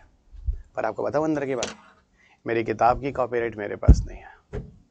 मेरी बुक की जो कॉपीराइट है वो मैंने एग्रीमेंट लेटर पर साइन करके मैकग्रा हिल को दे रखा है, दोनों साइंस टेक और एनवायरमेंट की। वही बुक जो आप लोग पढ़ रहे हैं, वो दोनों किताबें मैंने किसको दे रखी? मैकग्रा हिल को दे रखी है। सो वो दोनों की दोनों बुक मैंने जो है वो मैकग्रा हिल को दे रखी है। अब जरा समझो होता क्या है। ओके, मैकग्रा हिल ने उसका कॉपीराइट रखा है, और मुझे जिस हिसाब से रॉयल्टी होती है जो चीज़ें। अच्छा एक बात और बताओ, लता मंगेशकर जी गाना गाती हैं, उनको उनकी रॉयल्टी आती है। अमिताभ बच्चन की मूवी बेचती है, उनको उनकी रॉयल्टी आती है। रवि ग्रेसर की किताबें बेचती है, उनकी रॉयल्टी आती है। रॉयल्टी का मतलब क्या समझते हैं आप? यहाँ भी आपके सोच को थोड़ा मैं बदल दूं। अब ऐसे काफी लोग सोचते हैं सर आप किताबें खूब बिकती हैं तो आप पैसे खूब कमाते हो ना। सुनो, गंदी सोच है तुम्हारी। और सुनो, गंदी नहीं है, बहुत गंदी सोच है तुम्हारी। यही तो प्रॉब्लम है। ये एक सम्मान है बच्चा जो मॉनेटरी एस्पेक्ट में दिया जाता है। Sir it is a kind of respect. Exactly, दे दो मुझे पद्मश्री, नहीं लूंगा मैं रॉयल्टी, दे दो मुझे। सर नहीं ऐसे नहीं हो सर, पद्मश्री तो उनको दिया जाएगा ना सर, कंगना वंगना जैसे लोगों को, जो लोग बोलेंगे देश 2014 में आजाद हुआ, ऐसे ऐसे लोगों को। बात तो वो भी ठीक है। देखिए ऐसा है कि आनंद जी आपने जो क्वेश्चन पूछा है उसका आंसर अभी आने वाला। अगर किसी पोर्शन ऑफ कंटेंट को हम मॉडिफाई कर लेंगे तो उसको आईपीआर दिया जाएगा कि नहीं दिया जाएगा? देखो आप खुद जानते हो, अगर ऐसे आईपीआर दिया जाने लगा तो भैया दुनिया में कुछ ओरिजिनल रही नहीं जाएगी। समझ में आई बात? रुक जाइए, ऐसा नहीं है, रुकिए अभी बताते हैं। Okay fine. अब यहाँ पे जरा समझो, कॉपीराइट्स वगैरह, एक्सक्लूसिव राइट्स, ये सारी चीजें हो गई। अच्छा तो हाँ, मैंने बोला ना कंपनी ने क्या किया, उन्होंने कॉपीराइट्स को अपने पास रखा, और सही बात है, उन्हीं को रखने दो। हमारे पास इतना टाइम नहीं है मैं जाके देखूं मेरी किताब की पायरेसी कहाँ चल रही, कहाँ पीडीएफ सर्कुलेटर है, इतना टाइम मेरे पास नहीं है। I am busy in my work. ये उनका काम है, जो प्रिंटिंग विंटिंग वाले होते हैं वो अपना देखते हैं, पब्लिशर्स देखते हैं क्या क्या कैसे कैसे करना है। Got it? चलिए, तो कॉपीराइट आपको समझा दिया। यहीं पर एक चीज और आपको बताता हूँ, सुनो। है ना। जनरली हम लोग कॉपीराइट्स किसको दे देते हैं? पब्लिशर्स को दे देते हैं, उस रिकॉर्डर्स को दे देते हैं, उस प्रोड्यूसर्स को दे देते हैं पिक्चर्स के जो उनके पास होती है, ठीक। और लिटरली वो पैसा लगाते हैं। मेरी किताब में पूरा पैसा मैकग्रा हिल लगा रहा है, अमिताभ बच्चन की मूवी में पूरा पैसा प्रोड्यूसर लगा रहा है, और लता मंगेशकर की पूरे गाने में वीनस वाले पूरा का पूरा पैसा लगा रहे हैं, या फिर टी सीरीज वाले पूरा का पूरा पैसा लगा रहे हैं। आप समझ गए मैं कहना क्या चाह रहा हूँ? ओके एवरीवन, और आगे आपको लिए चलते हैं। सुनो, इसके बाद यहीं पर एक चीज आती है, हम कहते हैं रिलेटेड राइट्स। अब रिलेटेड राइट्स क्या होता है? देखो, रिलेटेड राइट जिसका एक राइट किसी पर्टिकुलर समय के लिए किसी को दिया जाता है। जैसे मान लो कोई टेलीविजन में कोई शो आ रहा है, ठीक है, तो कोई टेलीविजन वाला कोई शो अगर कोई दिखाता है ना, तो वो उसका रिलेटेड राइट लेता है उस प्रोड्यूसर से, जिसके बदले वो उसको पे भी करता है। सर समझ के आप ये कहना चाह रहे हैं संडे को जो टेलीविजन में मूवीज आती थी, उसके लिए मूवीज का जो प्रोड्यूसर जो उस मूवीज को बनाता है, उसको वो टेलीविजन वाले पे करते हैं 100%, और उसके पैसे को वो लोग बीच में एडवर्टाइजमेंट दे दे के कमाते भी हैं। बात समझ में आई बच्चों? ठीक है, तो वो हो जाता है रिलेटेड राइट। आप सबको पता है सेटमैक्स वालों ने गंद मचा रखा था, सूर्यवंशम सूर्यवंशम और सूर्यवंशम। कुछ लोगों के चेहरे पे एकदम फ्रस्ट्रेशन आ गया, सर अभी भी सब देते हैं, मतलब ऐसे हैं सर, मतलब अभी भी शर्म नहीं आती है?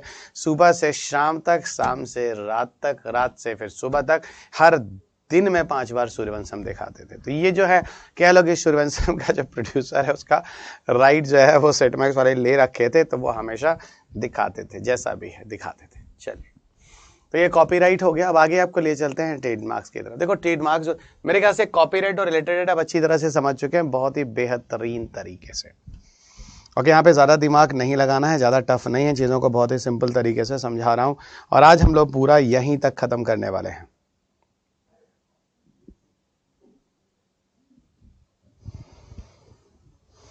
हाँ,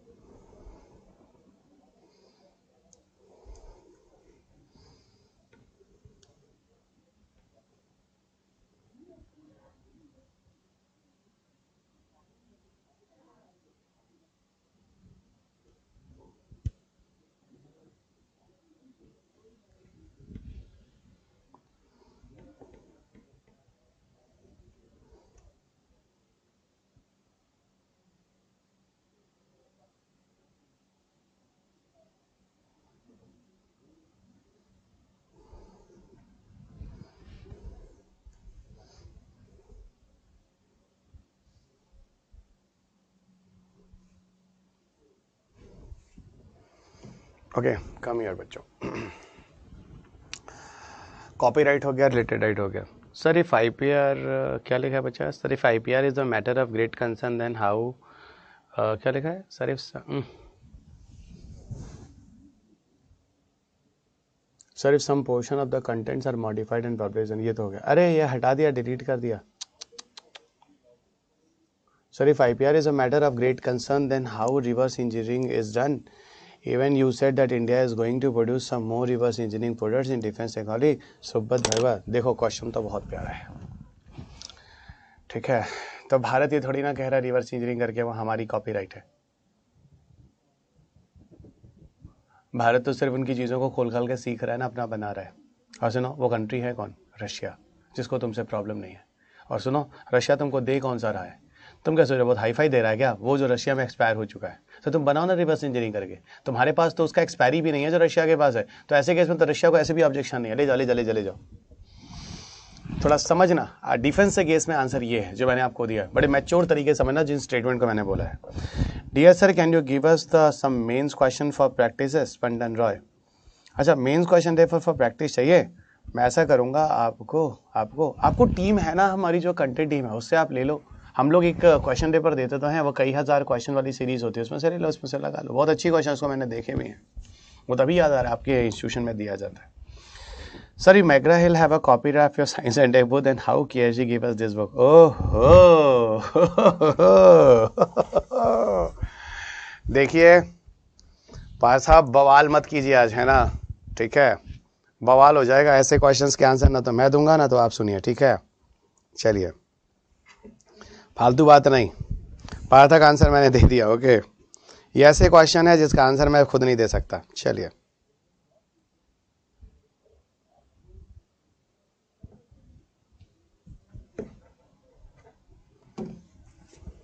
ठीक है। चलिए, कुछ कुछ आंसर्स, पहली बार ऐसा आंसर, इसका आंसर मैं नहीं देने वाला हूँ, ठीक है। चलिएगा, क्योंकि वहां पे ये क्वेश्चन ही नहीं है जो आपने क्वेश्चन पूछा है, ठीक है। अच्छा, अब आता है कॉपीराइट्स, ट्रेडमार्क्स क्या होता है? ट्रेडमार्क्स क्या होता है मैं एक बार बताता हूँ। देखो, ट्रेडमार्क्स क्या होता है? एक डिस्टिंग्विशेबल सिंबल होता है, एक सिग्नेचर होता है या डिजाइन ऑफ गुड्स या प्रोडक्ट्स होता है जिस सर्विसेज के लिए यूज किया जाता है। जैसे मैं आप कह सकता हूँ, ये क्या दिख रहा है, ये क्या दिख रहा है, देखो ये क्या दिख रहा है, सर समझ गए? ये जो दिख रहा है ना इंस्टीट्यूशन का, ये क्या दिख रहा है? ये ना एक लोगो या सिग्नेचर या इस तरह की चीज़ है, एग्जैक्टली जो किसी कंपनी वगैरह के लिए उसको रिप्रेजेंट करने के लिए शो किया जाता है, ये वही है। ये एक ट्रेडमार्क होता है, ये एक सिंबल है जो एक ट्रेडमार्क है, ये एक सिंबल है जो कि ट्रेडमार्क है। आगे लिए चलते हैं आपको पेटेंट्स के बारे में, ठीक है। और एक बात और बता दूं, पेटेंट जो होता है किसी कंपनी का होता है, पर्टिकुलर कंपनी का, ठीक है। और पता है हमारा जो इंडिया का जो ट्रेडमार्क होता है उसको लेने में फिलहाल अब 1 महीने लगते हैं, और हमारा जो अपना ट्रेडमार्क है वो पूरी दुनिया में एक ही ट्रेडमार्क रहता है, जो कि India is a member of, ठीक है। एक प्रोटोकॉल है जिसके बारे में आपको आगे बताऊंगा, चलो यही बता देता हूँ, उसका नाम है मैड्रिड प्रोटोकॉल। अगर कोई कंट्री मैड्रिड प्रोटोकॉल का मेंबर होता है तो उसका जो ट्रेडमार्क होता है पूरी दुनिया में एक ही ट्रेडमार्क यूज़ किया जा सकता है। तो सर भारत जो है वो इसी के अंदर आता है, डेफिनेटली भारत इसी के अंदर आता है, इसलिए भारत का जो ट्रेडमार्क होगा वो पूरी दुनिया का ट्रेडमार्क माना जाएगा, एग्जैक्टली। तो ये जो इंस्टीट्यूशन का ट्रेडमार्क मैं दिखा रहा था, ये इंस्टीट्यूशन चाहे तो अमेरिका में भी इसी ट्रेडमार्क से ओपन हो सकती है, इवन अमेरिका में भी इस ट्रेडमार्क को कोई भी यूज़ नहीं कर सकता है, कहने का मतलब ये है। अब हम चलते हैं पेटेंट की तरफ, ओके। अब हम चलते हैं पेटेंट की तरफ। देखो, पेटेंट जनरली जो होता है एक लीगल मोनोपोली देता है, याद रखना, पेटेंट आपको एक लीगल मोनोपोली देता है। तो patent is giving you a legal monopoly, ठीक है। तो पेटेंट आपको क्या देता है? पेटेंट आपको एक लीगल मोनोपोली देता है, यानी आपका एकाधिकार देता है। और जो पेटेंट होता है वो किसी प्रोडक्ट का भी हो सकता है और किसी प्रोसेस का भी हो सकता है। तो patent may be of any product या may be of any process. तो पेटेंट किसी प्रोडक्ट का भी हो सकता है और किसी प्रोसेस का भी हो सकता है। सो प्रोडक्ट किसी पेटेंट का भी हो सकता है और प्रोडक्ट किसी प्रोसेस का भी हो सकता है, ये भी ध्यान रखिएगा। तो एक लीगल मोनोपोली है जो ग्रांटेड होती है, जो किसी इंडिविजुअल या किसी फर्म के लिए दिया जाता है, जो उसका अपना ओरिजिनल ब्रेनवर्क होता है। इंडिविजुअल मीन जैसा कि मैं, और ब्रेनवर्क मतलब जैसा कि कोई मतलब फर्म मतलब कोई कंपनी हो सकता है, भाई हो सकता है मैंने कोई चीज़ बनाई हो, ठीक है, अरे मेरा वो पेटेंट हो, और हो सकता है किसी कंपनी के अंदर ऐसे एम्प्लॉई हम लोगों ने मिलकर बनाया हो और वहाँ पूरा इन्वेस्टमेंट कंपनी कर रही हो, तो भाई वो कंपनी का पेटेंट होगा। जैसे कोई दवा का पेटेंट जनरली कंपनी का पेटेंट होता है, और कोई बल्ब का जो पेटेंट होता है वो एक बंदे का हो सकता है, थॉमस एडिसन का हो सकता है। तो ये डिपेंड करता है, और जो पेटेंट होता है वो किसी प्रोडक्ट का भी हो सकता है और जिस तरीके से बनाते हैं उस प्रोसेस का भी हो सकता है। पर एक चीज जरूर याद रखेंगे कि पेटेंट के लिए सबसे ज्यादा जरूरी चीज क्या होती है, किस कंडीशन में हम किसी चीज को बोल रहे हैं कि एक नया प्रोडक्ट है जिसको हम पेटेंट ले रहे हैं। तो पेटेंट के लिए कुछ कंडीशंस होते हैं जो आप यहाँ स्क्रीन पर देख सकते हैं। कुछ फॉलोइंग कंडीशंस होते हैं जो किसी पेटेंट के लिए जरूरी होते हैं। पहला, ये पूरी तरह से एक नया इन्वेंशन होना चाहिए, it should be completely a new invention, पहली तरह से। दूसरा, कोई ऐसी चीज है जो बिल्कुल कॉमन नहीं होनी चाहिए, कुछ अलग हटकर होनी चाहिए, it should be not be very common, जो कि सेकंड पॉइंट लिखा है, it should be not very common, कुछ ना कुछ अलग होना चाहिए, so it should not be obvious, है ना। तीसरी चीज है, उसकी जो चीज है वो कोई ना कोई इंडस्ट्रियल वैल्यू वाली होनी चाहिए, यानी उसका एप्लीकेशन इंडस्ट्रियल एप्लीकेशन होना चाहिए जनरली, ठीक है। एक बात और मैं आपको बता दूं कि बुक, मूवीज और गाने, इनको एक्चुअल में आप इंडस्ट्री मत बोलिएगा, इनके रिकॉर्डिंग्स और इनकी चीज़ों को, नहीं तो आप खट से कंफ्यूज कर जाएंगे, क्योंकि उनके लिए हमने कॉपीराइट की बात की थी, और यहाँ जैसे कि कोई बल्ब है, जैसे कोई कैमरा है, जैसे कोई डिजिटल बोर्ड है, इनके लिए आप पेटेंट की बात कीजिएगा। देखो, जनरली कॉपीराइट्स वगैरह में जो होता है ना, उनका एक टाइम लिमिट होता है, और पेटेंट के लिए भी एक टाइम लिमिट होता है। ये क्वेश्चन बहुत अच्छा है जिस बच्चे ने पूछा, अनीश ने पूछा है। अलग अलग कैटेगरीज के लिए अलग अलग कॉपीराइट और अलग अलग कैटेगरीज के अलग अलग पेटेंट का ड्यूरेशन होता है, एक यूनिफॉर्म नहीं होता। और जैसे दवाइयों में भी है, किस लेवल की दवाइयां हैं उनके लिए भी अलग अलग लेवल का होता है, तो यहाँ एक पर्टिकुलर टाइम लिमिट नहीं होगा बच्चा, ये ध्यान रखना। कॉपीराइट सर्टिफिकेट कौन देता है, पेटेंट सर्टिफिकेट कौन देता है, इसके लिए भारत के अंदर अपने सेल हैं, ठीक है, copyright protection, trademark certification cell, patent cell, आप जाइए ना, आप देखिए आपको मिल जाएगा, गूगल पे जाइए, गूगल पे सीधा अभी तुरंत डालो, आप तुरंत डालो, लिखो ट्रेडमार्क कहाँ कहाँ के लिए जाते हैं, ट्रेडमार्क सेल, फिर डालो पेटेंट सेल इंडिया में, ये सारे के सारे ऑनलाइन रजिस्ट्रेशन होते हैं, आपको इनका अलग अलग जगह पे सेंटर मिल जाएगा, वहां आप इनको ऑनलाइन ही भरिए, ऑनलाइन ही आपके सारे के सारे वेरिफिकेशन हो जाएंगे। ओके असल में देखो, आपको अभी डिपार्टमेंट और मिनिस्ट्री के बारे में आगे बता दूंगा, अभी डिपार्टमेंट और मिनिस्ट्री थोड़ा सा याद रखो, लेकिन पेटेंट, कॉपीराइट, ट्रेडमार्क ये चाहिए। ऑनलाइन आपको इस सारे के सेल अवेलेबल हैं, जहां ऑनलाइन आप सारी चीज़ों को फॉर्म भरकर पैसे जमा कर आप इन चीज़ों को ले सकते हैं। आगे बढ़ते हैं, अब हम चलते हैं आपको पॉजिटिव ऑफ पेटेंट। पेटेंट से पॉजिटिव क्या होता है? पहला क्या होता है, जिस बंदे ने इतना सारा इनोवेशन रिसर्च किया था उसको एक तरह से इंकरेजमेंट मिलता है। दूसरा, किसी इंडस्ट्री को प्रोटेक्शन मिलता है। तीसरा, इकोनॉमिक असिस्टेंस मिलता है। चौथा, बेनिफिट्स ऑफ रॉयल्टी होती है। पांचवा, encouragement of scientist with the positivity. ये सारे के सारे बेनिफिट्स हैं जो कि पेटेंट से मिलते हैं। पेटेंट्स के निगेटिव्स क्या क्या होते हैं? पेटेंट्स के अगर हम निगेटिव्स पे जाएंगे तो यहाँ पर जनरली डेवलप्ड कंट्री को ही इसका फायदा होता है, डेफिनेटली क्यों ना हो, वो R&D भी तो उसी पे कर रहा है, रिसर्च एंड डेवलपमेंट भी। तो इकोनॉमिकल एक्सप्लॉयटेशन फॉरेन कंपनीज द्वारा किया जा सकता है, डेफिनेटली आपकी कंट्रीज में R&D नहीं हो रहा है, वो अपने हिसाब से प्रोडक्ट बनाएंगे, आपके कंट्री में बेचेंगे, चाहे आप ले पाइए ना ले पाइए, तो जनरली यहाँ पर कौन सफर करेगा? जो poor section of the people होंगे वो सफर करेंगे। और ये इंडिया के रिस्पेक्ट में ही लिखा गया, क्योंकि पुअर सेक्शन ऑफ कंट्री में हम इंडिया की बात कर रहे हैं, हमारे इंडिया में उस तरह की चीजें बन नहीं रही है, तो हम जनरली किस पर डिपेंडेंट है? दूसरे कंट्री पर डिपेंडेंट है। तो ये चीज एक्चुअल में इंडिया के रेफरेंस में ही बोला जा रहा है।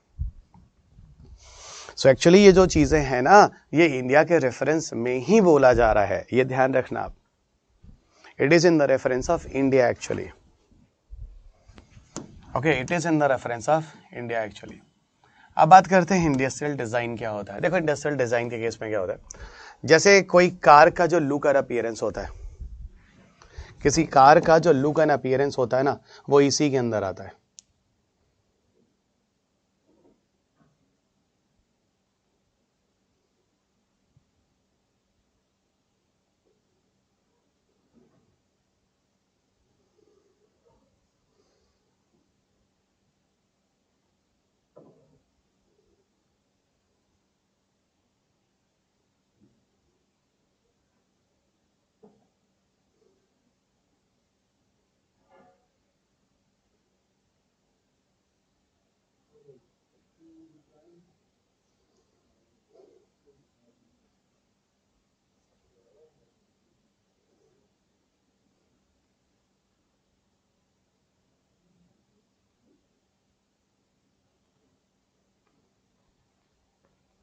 एक मिनट बच्चों,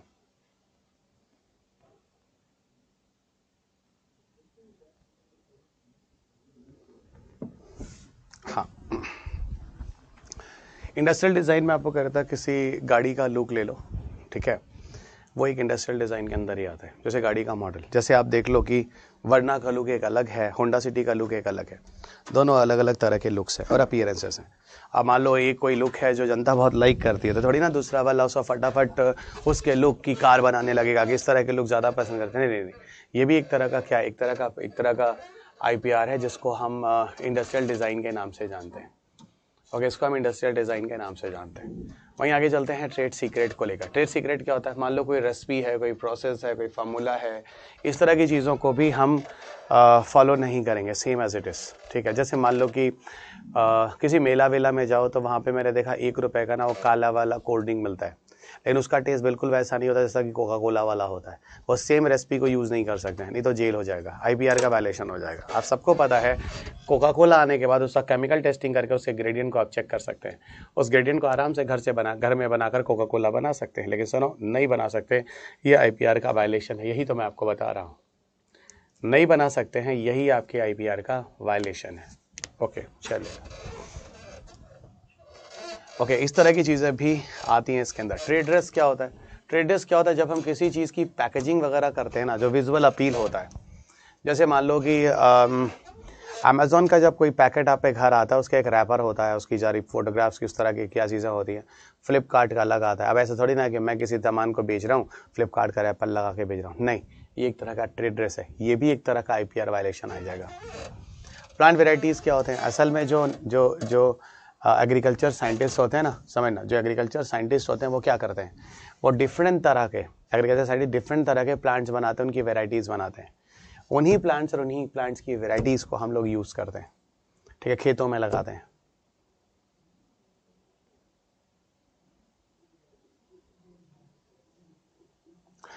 विश्वजीत ऐसा है, वो गाना गा रहे हैं, उस गाने का कोई प्रॉफिट नहीं ले रहे हैं, ठीक है, आप शायद नहीं समझते। मैं अगर यूट्यूब पे, है ना, अगर मैं यूट्यूब में मोनेटाइज नहीं हूँ तो मैं किसी की फ़ोटो वोटो चाहूँ तो लगा सकता हूँ, मेरे ऊपर कोई केस नहीं होता है जनरली, ठीक है ना। हाँ, लेकिन उनके गानों को गा गा कर उससे पैसे कमा रहे हैं, उनके गाने की रिकॉर्डिंग करके, तब वो वैल्यूएशन हो जाएगा, है ना। आप देखो ना, फेसबुक पे जब कोई होली में एक गाना हो रहा था, मैं आपको बताता हूँ, मेरे अपार्टमेंट में बज रहा था और मेरे बच्चे थे इधर उधर घूम रहे थे, तो मैंने उनकी वीडियोज़ बनाई थी। तो उसमें क्या हो रहा था, गाने की रिकॉर्डिंग भी आ रही थी। जब गाने की रिकॉर्डिंग आ रही थी, मैंने फेसबुक पे डाला तो फेसबुक में कॉपीराइट वायलेशन आ गया, लेकिन फेसबुक ने कुछ नहीं किया। क्यों? क्योंकि वो किसी प्रॉफिट के लिए नहीं किया गया था ना, मेरे अपने प्रॉफिट के लिए। ओके, तो ये भी डिपेंड करेगा कि आप उससे कोई प्रॉफिट तो नहीं ले रहे हैं उस तरह की चीज़ों से, ठीक है ना, तो वो चीज़ें वायलेशंस में आ जाएंगी। ओके एवरीवन, तो यहाँ पर प्लांट वेराइटीज़ वगैरह के बारे में बात हो रही है कि जो प्लांट वेराइटीज़ वगैरह होते हैं, इन पे भी जो प्लांट ब्रीडर्स होते हैं उनको उनका राइट दिया जाता है।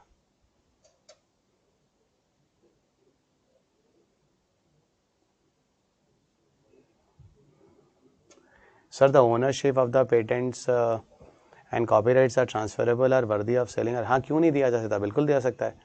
पहले जो जैसे हाँ है, एक कंपनी ने दूसरे कंपनी को पेटेंट बेच दिया, क्यों नहीं होता है, क्यों नहीं हो सकता, बिल्कुल होता है, ठीक है। तो प्लांट वेराइटीज़ वगैरह का भी राइट दिया था। ज्योग्राफिकल इंडिकेशन क्या होता है, ये भी आप समझ सकते हैं। लोकेशन वाइज भी कोई प्रोडक्ट होता है जो पूरी दुनिया में पॉपुलर होता है, उसको हम जीआई कहते हैं। सो लोकेशन वाइज अगर कोई प्रोडक्ट पूरी दुनिया में पॉपुलर होता है, उसको हम जीआई कहते हैं। जीआई का मतलब होता है ज्योग्राफिकल इंडिकेशंस।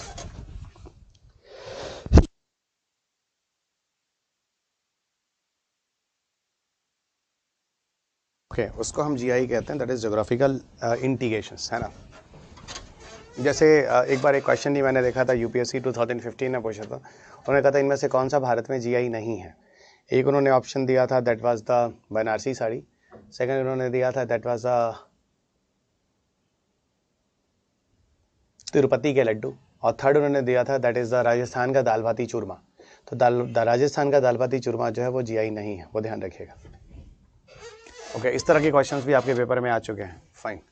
अब बात होती है इंटेलेक्चुअल प्रॉपर्टी राइट की जरूरत क्यों होती है। मैंने बोला वो आपको पता है, research and development, economic growth, motivation, ये सारी की सारी चीज़ें जो मैं आपको बता चुका हूँ, सारी चीज़ें यहाँ पर है जो आप अच्छी तरह से जानते हैं, ठीक है। अब बात करते हैं इंटेलेक्चुअल प्रॉपर्टी राइट्स की हिस्ट्री। दुनिया में आईपीआर को लेकर कब हम सीरियस होते हैं और क्या क्या पहल कब कब लाई जाती है, जरा इसको सुनिएगा। अगर आप इंटेलेक्चुअल प्रॉपर्टी राइट की हिस्ट्री पर जाते हैं, ओके, तो 1883 में सबसे पहले पेरिस कन्वेंशन में protection of intellectual property right पे बात किया जाता है। तो दुनिया में सबसे पहले protection of history of intellectual property rights में जो Paris convention of the protection of intellectual property 1883 में इसके बारे में बात होती है। लेकिन यहाँ पर लिटरेरी वर्क को नहीं रखा गया था। लिटरेरी वर्क का मतलब वही राइटिंग वाइटिंग वाला वर्क या कॉपीराइट टाइप वाला वर्क, उसको बाद में इंक्लूड किया गया 1887 में बर्न कन्वेंशन के अंदर।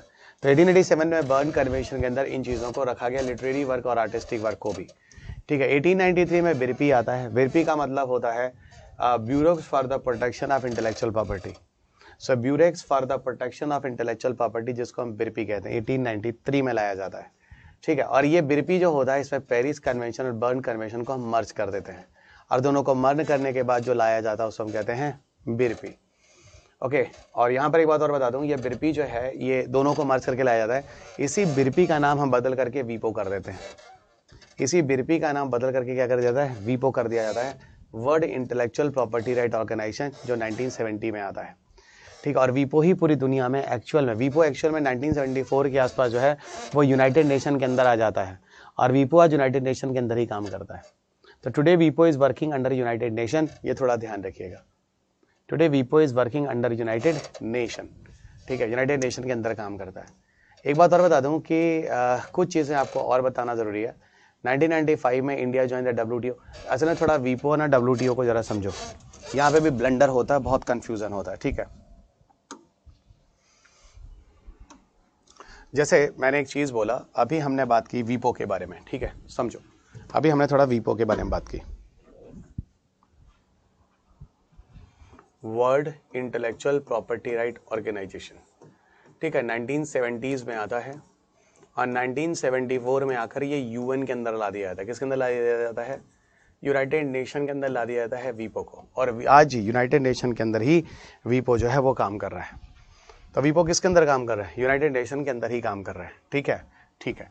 और पूरी दुनिया में यही है जो इंटेलेक्चुअल प्रॉपर्टी राइट्स के प्रोटेक्शन के लिए काम कर रहा है, कि प्रोटेक्शन के लिए काम कर रहा है। कहीं कोई बवाल ववाल होता है तो उससे जुड़े सारे के सारे जो मसले होते हैं वो इंटरनेशनल लेवल पर जो सुप्रीम बॉडी जो रिजॉल्व करती है वो एक्चुअल में वीपो ही होती है।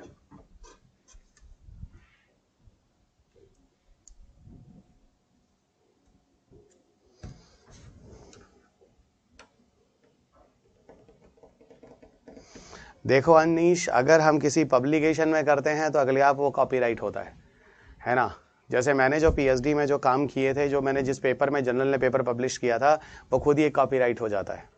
ये बात सही है, इसमें कोई गलत नहीं है, वो रिसर्च लेवल पर ऐसा ही होता है। जितने भी पीएचडी स्कॉलर्स हैं, इवन मैं अपने कैंपस की बता रहा हूँ आईटी दिल्ली में, हम लोग जितने भी पेपर पब्लिश करते थे अपने आप उसका कॉपीराइट हो जाता था और वो लिखा भी आता था। ये सही है, ये सही है, क्योंकि आप जो रिसर्च करते हैं ना पीएचडी वगैरह में, कुछ अलग ही करेंगे तभी उसको आपको आपका अपना वर्क होता है। इसका मतलब वो अलग होगा, वो आपका कॉपीराइट आएगा, पर उसके लिए आपको पेपर पब्लिश करना होता है। वो सब मैं आपको अभी आगे बताऊंगा, ठीक है ना। आप लोग बहुत आगे निकल आए, कुछ ऐसी चीज़ें जो मैं आगे बताने वाला हूँ, लेकिन आपके क्वेश्चन आ जाते हैं मैं उसमें डिस्टर्ब हो जाता हूँ, उसके बाद पूरा सीक्वेंस टूट जाता है, ठीक है। चलिएगा, अब यहाँ पर एक चीज़ और आपको बताना चाह रहा हूँ WTO के बारे में। WTO का नाम मतलब है पूरा वर्ल्ड ट्रेड ऑर्गेनाइजेशन। देखो, वर्ल्ड ट्रेड ऑर्गेनाइजेशन पूरी इकोनॉमी के अंदर आती है। सेकेंड वर्ल्ड वार के बाद इस तरह के बहुत सारे ऑर्गेनाइजेशन दुनिया में लाए जाते हैं, जिनमें आपको वर्ल्ड बैंक आता है, यूनाइटेड नेशन आता है, वर्ल्ड बैंक आता है, ओके। इसके बाद आपका WTO आता है, IMF आता है, ये सारी चीज़ें आती हैं। इनमें से एक आता है वर्ल्ड ट्रेड ऑर्गेनाइजेशन, जिसको आप WTO कहते हैं। What is WTO? World trade organisation. ये क्या है? This is a world trade organisation.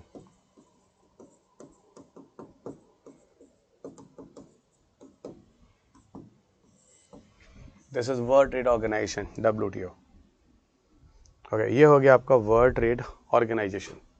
देखो, वर्ल्ड ट्रेड ऑर्गेनाइजेशन पूरी दुनिया में ट्रेड और कॉमर्स को स्थिर बना के रखता है। पूरी दुनिया में एक ही नियम कानून चले, ठीक है, पूरी दुनिया में एक ही नियम कानून चले। तो वही मैं आपको बता रहा हूँ, WTO का रोल बहुत इंपॉर्टेंट है। WTO पूरी दुनिया में जो मार्केट है ना, उसको इंटरनेशनल को मार्केट को एक बना के रखने की कोशिश करता है। WTO के अंदर 3 तरीके से काम चलता है। पहला, सब्सिडी वाले इशू पर काम चलता है।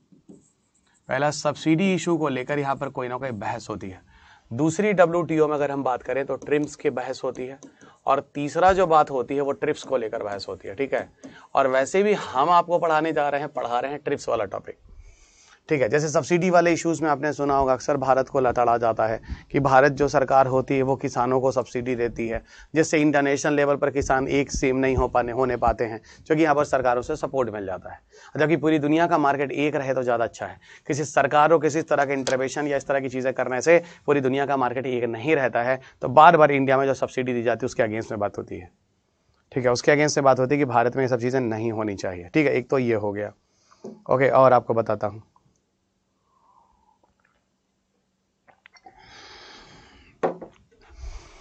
ओके, और सुनो, ट्रिम्स क्या होता है, ठीक है। ये दोनों की दोनों चीज़ें आपको इकोनॉमी में आती हैं, ठीक है। ये दोनों की दोनों चीज़ें आपको इकोनॉमी में आती हैं। सुना होगा trade related investment measures. TRIMS हम बोलते हैं ट्रेड रिलेटेड इन्वेस्टमेंट मेजर्स को। So what is the TRIMS? TRIMS हम कहते हैं ट्रेड रिलेटेड इन्वेस्टमेंट मेजर्स को। So TRIMS is the trade related investment measures, okay. Trade related investment measures, जिसको आप ट्रिम्स कहते हैं। होता क्या है ट्रिम्स के केस में? सुनना दोस्त, ट्रेड रिलेटेड इन्वेस्टमेंट मेजर्स, जैसे किसी भी तरह का जब कोई ट्रेड और कॉमर्स हो रहा है ना, एक कंट्री दूसरे कंट्री के साथ कर रही है, तो कि कंट्री उस कंट्री के साथ डिस्क्रिमिनेशन नहीं करेगी। जैसे नियम कानून वो अपने राष्ट्र में अपनी कंपनियों के लिए रखती है ना, वही नियम कानून वो बाकी कंपनियों के रखेगी जो आपके कंट्री में अंदर आकर इन्वेस्ट कर रहे हैं। उनको प्रोटेक्ट करेगी, उनके साथ कोई वायलेशन नहीं करेगी। इस तरह की चीज़ें इकोनॉमी में आप ट्रिम्स के अंदर पढ़ते हैं। और ट्रिप्स क्या होता है एक्चुअल में? इसी का नाम है trade related intellectual property rights, यानी हम IPR की जो बात होती है ना दुनिया में, जो ट्रिप्स के अंदर ही आती है। और ये ट्रिप्स जो होता है वो WTO के अंदर आता है। आपको पता है WTO कब लाया गया था? 1 जनवरी 1995 को। तो जब 1 जनवरी 1995 को WTO अपनाया जाता है तो उसी समय से दुनिया में ट्रिप्स ये सारे प्रोविजंस भी अपनाए जाते हैं। तो अगर आपसे पूछा जाए WTO कब आया तो आंसर है 1 जनवरी 1995। आपसे पूछा जाए ट्रिप्स कब आया तो 1 जनवरी 1995। आपसे पूछा जाए ट्रिप्स कब आया तो आंसर है 1 जनवरी 1995। तो ये सारी चीज़ें जो हैं वो 1 जनवरी 1995 की हैं और ये सारी चीज़ें आपको समझ में आ रही हैं मैं कहना क्या चाह रहा हूँ। ओके एवरीवन, घबराइए नहीं। आप में से जितने भी बच्चे मुझसे क्वेश्चन पूछ रहे हैं सारे क्वेश्चन के आंसर दे रहा हूँ जहाँ जहाँ जरूरत हो रहा है। मेरे ख्याल से एक आधी क्वेश्चन होंगे जिससे आंसर शायद मैंने अवॉइड किए, बाकी सारे आंसर मैंने दिए हैं। लास्ट वाला जो क्वेश्चन था वो तो मेरे पेपर पब्लिश जो मैंने किया उस पे वाला ही क्वेश्चन था, वो तो मैं आपको खुद अपना ही एग्जाम्पल दे सकता हूँ।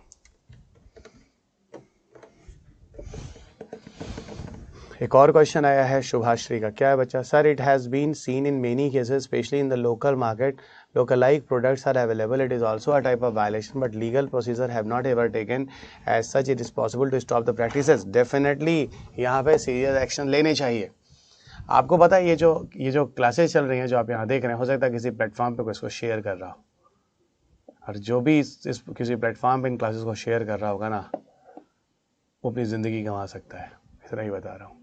ये सारे के सारे जो है ना ये कॉपीराइटेड है, सारी की सारी क्लासेस आप अंदर हो जाएंगे, मैं साफ साफ बता रहा हूँ, ठीक है। लेकिन हमारे यहाँ की चीज़ें अभी इतनी स्ट्रांग नहीं बनी है, लेकिन पकड़े जाने पर और होने पर तो केस बनता है, पकड़े जाने पर तो केस बनता है। क्योंकि जो बंदा इतना स्ट्रक्चर लगाकर, इतने लोगों को लगाकर, इतने स्टाफ को लगाकर, है ना, जो वीडियोज़ और चीज़ें तैयार कर रहा है वो आपके घर तक पहुँच रहा है और आप इन चीज़ों का कॉपी और पायरेटेड कर रहे हैं, तो आप तो अंदर जाएंगे भाई।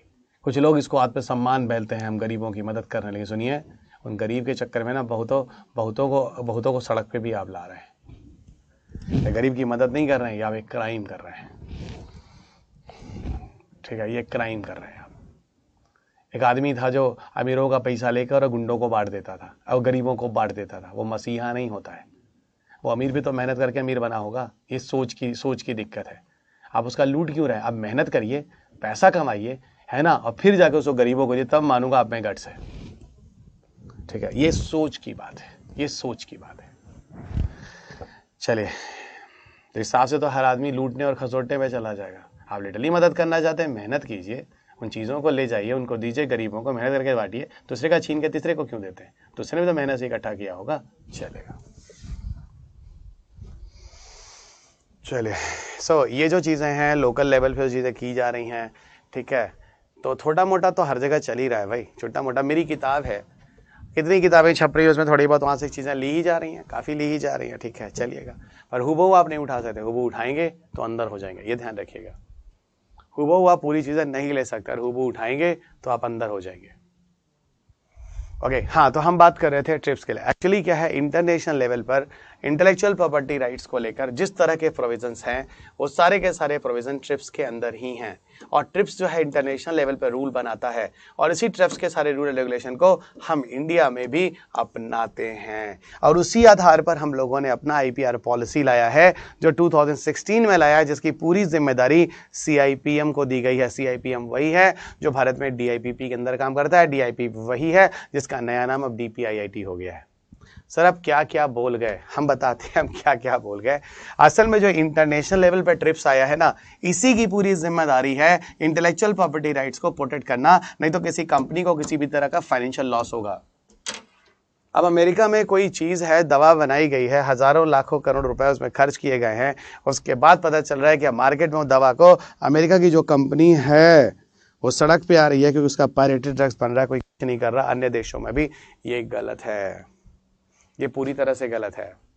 एक निश्चित समय के लिए उस कंपनी को उसका पेटेंट राइट होना चाहिए, उस कंपनी को उसका फ़ायदा होना चाहिए, ताकि उसने जो इन्वेस्टमेंट किया है, उसके जो साइंटिस्ट लोग हैं, है ना, उनको उसका फ़ायदा मिल सके, ताकि वो मोटिवेटेड रहें, आगे और नई नई दवाएं और नई नई चीज़ें बनाएं।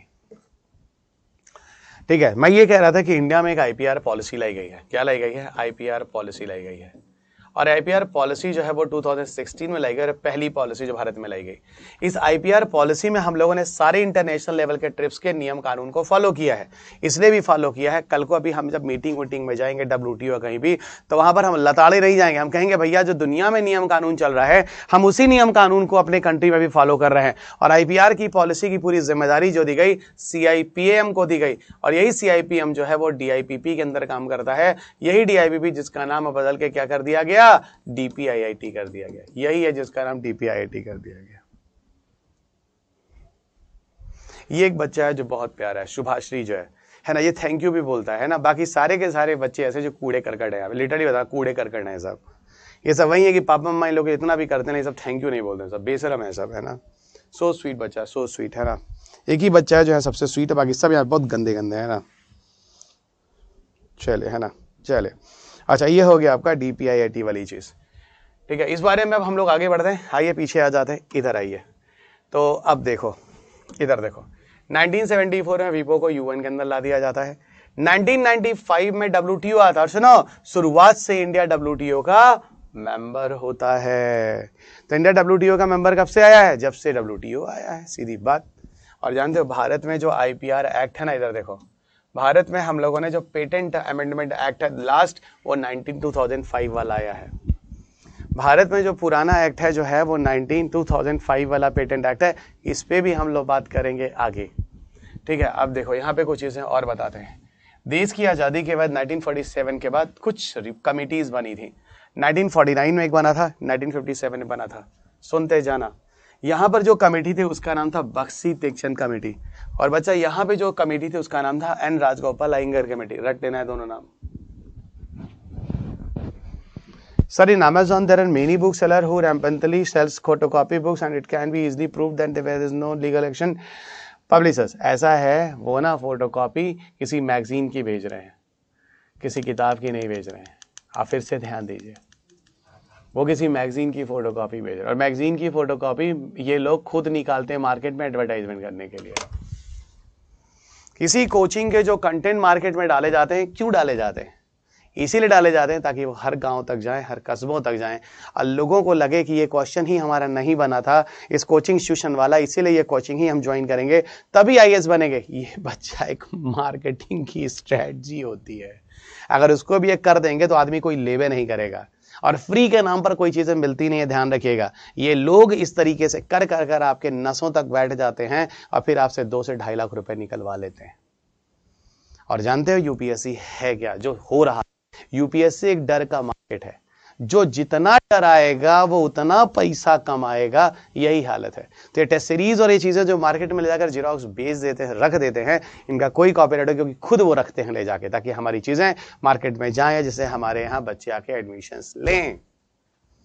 पार्था, दिमाग लगाइए, अगले साल आप कलेक्टर हैं। अगर आप इतने होशियार नहीं बनेंगे तो आप कलेक्टर नहीं बन पाएंगे। इसलिए आपको जो मैं कह रहा हूं मेरे हिसाब से सोचिए, आपको समझ आ जाएगा। ये तो खुद रखते हैं, आप तो बाद में रखिए। ये लोग खुद अमेज़न पे ले जाके बेचते हैं, आप रखिए।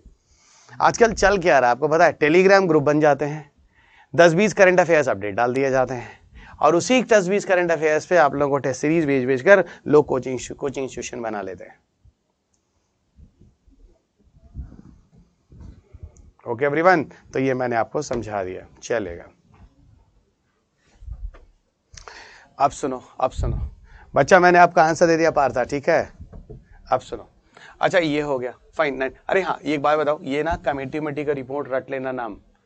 जैसे आपके पेपर में पूछा गया 2016-17 के आसपास कि गॉडगिल कमेटी रिपोर्ट और कस्तूरी रंगन कमेटी रिपोर्ट किसके लिए लाया गया, तो वेस्टर्न घाट के प्रोटेक्शन के लिए लाया गया। अब भी ऐसे पूछ दे भैया, बक्सी तीक्ष्ण और राजगोपाल अयंगर कमेटी किसके लिए लाई गई, तो सीधा आंसर है इंडिया में IPR के प्रोटेक्शन के लिए। तो ये चीजें ध्यान रखना, किसको कहाँ पे टिक मारना है, इसलिए ये चीजें मैं आपको बता रहा हूँ, ठीक है। और आगे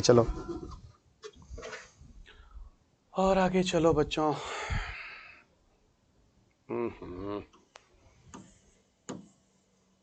अच्छा चलो इधर आओ, इस साइड बैठते हैं।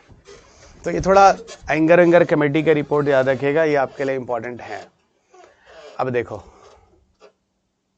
ठीक है, लास्ट अमेंडमेंट एक्ट जो है वो पेटेंट अमेंडमेंट है 2005। अब देखो फाइनली IPR पॉलिसी जो आई है, ये भारत में पहली बार है जो आईपीआर पॉलिसी बनाई गई, जो यूनियन गवर्नमेंट ने इसको लेकर आया है, और सारी की सारी जिम्मेदारी किसको दी गई? सीआईपीएम को। सीआईपीएम का पूरा नाम क्या है? Cell for IPR promotion and management. और ये सीआईपीएम किसके अंदर काम कर रहा है? Is created under DIBP. और ये पहली आईपीआर पॉलिसी इंप्लीमेंटेशन 2016 से होता है, 2016 से होता है। अब भारत की जो आईपीआर पॉलिसी है ना, वो डब्ल्यूटीओ के जो ट्रिप्स है ना, उसी के अकॉर्डिंग्स हुआ है, ताकि हम इंटरनेशनल नॉर्म्स को फॉलो करें। यही चीज़ मैं आपको बता रहा था। और हमारी जो आईपीआर पॉलिसी है ना, यहाँ हमारी कोशिश है कि मेक इन इंडिया को हम प्रमोट करें। यहाँ हमारी पॉलिसी है कि हम मेक इन इंडिया को प्रमोट करें। कल को कोई दिक्कत होती है, मैक्सिमम अगर डिपेंडेंसी हमारी खुद की अपनी चीज़ों पे होगी, तो हम दूसरे कंट्री पर डिपेंडेंट नहीं रहेंगे। कल को जब हम न्यूक्लियर टेस्ट करते हैं तो बहुत सारा लेफ्ट और राइट सोचना पड़ता है, ठीक है। पहले ज़माने में जो न्यूक्लियर टेस्ट इंदिरा जी और अटल बिहारी वाजपेयी जी के टाइम में किया था, उस समय हम स्वदेशी चीज़ों को अपनाते थे, डेवलप करते थे, ठीक है। अब ये चीज़ें नहीं है उतनी, ठीक है। चलिएगा, अब हमारे घर में कंघी से लेकर इलेक्ट्रॉनिक आइटम सब के सब में चाइना घुसा हुआ है। चलिएगा, highlights of new intellectual property क्या है? पहला, पब्लिक इंटरेस्ट हमेशा बना रहे, सही बात है ना। पब्लिक इंटरेस्ट हमेशा बना रहे, नई टेक्नोलॉजी होती रहे, है ना, नए डेवलपमेंट होते रहे, जो बना रहा है उसको भी फायदा, जो यूज़ कर रहा है उसको भी फायदा, है ना। फाइनेंशियल एसेट रहे, आईपीआर एक तरह का फाइनेंशियल एसेट भी रहे, फायदा होता रहे। एनकरेजिंग ऑफ द इनोवेशंस वगैरह भी हमेशा आगे होते रहें और नए नए होते रहें, ये चीज़ें भी हैं। अगला देखिए, ये जो आईपीआर पॉलिसी हर 5 साल के बाद उसका रिव्यू भी किया जाए, उसमें कोई चेंजेस लाने हैं क्या, कुछ कमियां हैं क्या, उसकी रिव्यू भी किया जाए, है ना, आईपीआर पॉलिसी की। इसके अलावा और देखिएगा, है ना, हमने जो सारा का सारा आईपीआर वगैरह लाया है वो डब्ल्यूटीओ के ट्रिप्स के हिसाब से लाया है। आईपीआर के अवेयरनेस भी हमेशा फैलते रहने चाहिए, ठीक है। इसका अवेयरनेस भी होना चाहिए, लोगों को जागरूक भी करना चाहिए आईपीआर को लेकर, ठीक है। यहीं पर बता दूं, इस पॉलिसी के अंदर ये भी आया कि जो डीआईबीपी है ना, इसके अंदर हम लोगों ने ये वाले सारे कॉपीराइट रिलेटेड इश्यूज थे उसके अंदर रख दिए। इस पॉलिसी के पहले जो कॉपीराइट रिलेटेड इश्यूज थे वो एचआरडी मिनिस्ट्री संभालता था। इस पॉलिसी के पहले जो कॉपीराइट इश्यूज था वो एचआरडी मिनिस्ट्री संभालता था। इस पॉलिसी के आने के बाद जो कॉपीराइट रिलेटेड इश्यूज होते हैं वो भी अब डीआईबीपी को सुपुर्द कर दिया गया। इस पॉलिसी के पहले ऐसा था कि असल में ट्रेडमार्क लेने में हमें 13 महीने लग जाते थे, बाद में घटकर 8 महीने कर दिया और अब घटकर इसको 1 महीने कर दिया 2017 से।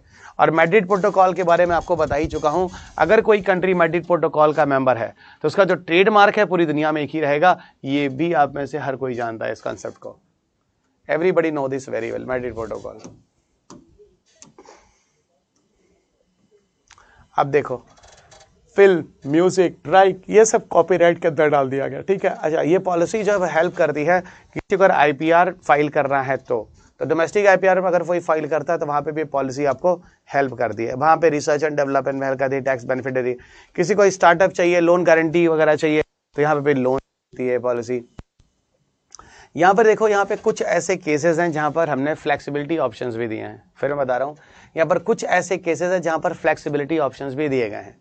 क्या फ्लेक्सिबिलिटी ऑप्शन दिए गए हैं? देखिएगा, फ्लेक्सिबिलिटी ऑप्शन कहाँ दिए गए हैं? इंटरनेशनल ट्रीटीज और ट्रिप्स एग्रीमेंट, जो इंटरनेशनल वाला ट्रिप्स है ना, उसके अंदर कुछ फ्लेक्सिबिलिटी ऑप्शन दिया गया है। और वही वाला फ्लेक्सिबिलिटी ऑप्शन हमने अपने आईपीआर पॉलिसी में भी लिया है, जो कि जिसका नाम है section 3D and compulsory licensing. Section 3D और कंपल्सरी लाइसेंसिंग का केस क्या है हम आपको बताते हैं। असल में क्या है, in the case of life saving drugs at affordable prices, ये जरूरी होता है। In the case of life saving drugs at affordable prices, ये ज़रूरी होता है। इसमें सुनो होता क्या, मैं थोड़ा समझाता हूँ, सुनो बच्चों। ओके, इसमें होता क्या है मैं आपको थोड़ा सा समझाता हूँ, सुनो।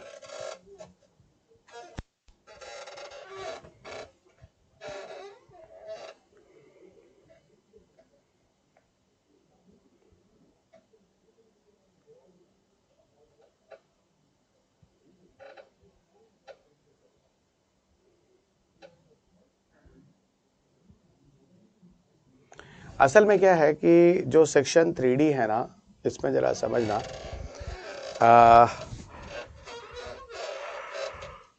ट्रिप्स के अंदर कुछ फ्लेक्सिबिलिटी दी गई है। क्या फ्लेक्सिबिलिटी दी गई है? अगर मान लो कहीं कोई इमरजेंसी सिचुएशन हो जाए, किसी कंट्री में कोई ऐसी बीमारी या कुछ ऐसी चीज़ हो जाए जहाँ पर बहुत ज़्यादा जाने जा रही हों, वहाँ पर आप कुछ इस तरीके का दवा वगैरह बिना पेटेंट ओनर के परमिशन के भी जाकर बना सकते हैं, ये हमने अपने सेक्शन 3D कंपल्सरी लाइसेंसिंग वाले केस में भी रखा है। किसी को नहीं पता इमरजेंसी कंडीशन कहाँ तक जा सकती है, किसी को नहीं पता कि इमरजेंसी कंडीशन कहाँ तक जा सकती है। तो उस कंडीशन में प्रोटेक्शन के लिए ये सारी चीज़ें भी की जाती हैं। समझ में आ गया होगा, ठीक है। ओके, अब जैसे एक बात बताता हूँ, अरुण जेटली साहब के टाइम में भारत में एक सर्विक्स वाला कैंसर हो रहा था, बड़ा कॉमन था। तो उस समय वो जो दवाइयाँ थे कैंसर वाली बड़ी महंगी थी भारत में, और भारत में बहुत सारी फीमेल्स थी जो कैंसर से रोग ग्रसित हो रही थी, कैंसर से they were suffering the disease and all.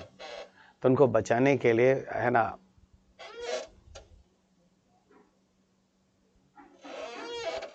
Okay देखिए ऐसा है, जीआई टैग जो है बासमती राइस वगैरह जो है इसलिए पॉसिबल हो सकता है कि दोनों का इतिहास एक ही कंट्री से है ना, इसलिए पॉसिबल हो सकता है। दोनों जो प्रमाण दे रहे हैं अपने 1947 के पहले वाले नहीं दे रहे हैं, दोनों 1947 के पहले वाले दे रहे हैं ना, 1947 के बाद वाले नहीं दे रहे हैं। इसका सीधा मतलब है दोनों प्रमाण 1947 के पहले दे रहे हैं। तो हमको ये बता दो 1947 इंडिया और अमेरिका अलग अलग था? नहीं था। तो 1947 के दोनों के प्रमाण तो दोनों के सही हो जाएंगे ना। आलोक, तो ये मैं कह रहा हूँ कि हम लोगों ने ना वो दवा वगैरह बनाया था बिना उस कंपनी के मतलब डिसीजन से। जैसे ये देखो लिखा हुआ है, government in public interest can raise the compulsory licensing allowing a company for making a patented product without a patent owner permission. यही मैंने बोला था। तो बिना पेटेंट ओनर परमिशन के हम दवा बना सकते हैं, यही चीज़ है। इवन इस चीज़ को लेकर अमेरिका ने कई बार भारत को डांटा भी है, ठीक है। उस केस में भारत ने पूछा भी था। तो अरुण जेटली साहब जो थे बड़े अच्छे इंसान थे, मैं बार बार कहता हूँ, उनकी बड़ी रिस्पेक्ट भी मैं करता हूँ। उन्होंने जो डिसीजंस लिए थे ना वो भारत के लिए काफ़ी बेहतर था। अब आप बोलोगे सर वो जो कोविड के टाइम में रेमडेसिविर जो करके एक दवा थी, उस केस में भी ऐसा हुआ था, कमी हुई थी। हाँ, तो वहाँ पे भी सोचा गया था इसको बना लें क्या, लेकिन तब तक सेकेंड वेव वगैरह की प्रॉब्लम वो काफ़ी हद तक रिजॉल्व हो गया था। वो अमेरिका से वो दवा भी 5,000-6,000 रुपये का आ रहा था, और भारत में अपनों ने ही उस दवा को रोक कर 40,000 50,000 रुपये में आप लोगों को देते थे वो लोग। पता नहीं वो टाइम आप लोगों को याद है या नहीं याद है। तो आप वहीं डूबे जहाँ पर पानी कम था। कोविड के टाइम में अपनों ने ही अपनों को मारा, वो भी चंद पैसों के चक्कर में। बहुत सारे लोगों के लिए कोविड एक अपॉर्चुनिटी थी, बहुत सारे लोगों के लिए कोविड एक अपॉर्चुनिटी थी।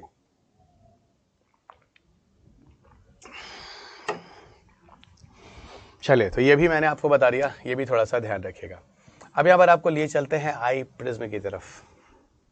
ओके, अब आई प्रिज्म क्या होता है? देखो आई प्रिज्म क्या होता है, एक तरह का अवार्ड है ये। What is I presume? I prism एक तरह का अवार्ड है। आई प्रिज्म एक तरह का अवार्ड है। ये अवार्ड क्या है? मतलब एक तरह का कंपटीशन है जहाँ यंगर जनरेशन को, जो कॉलेज यूनिवर्सिटी लेवल के स्टूडेंट्स होते हैं, उनको और ज़्यादा इंटरेस्ट क्रिएट करने के लिए बोला जाता है IPR रिलेटेड।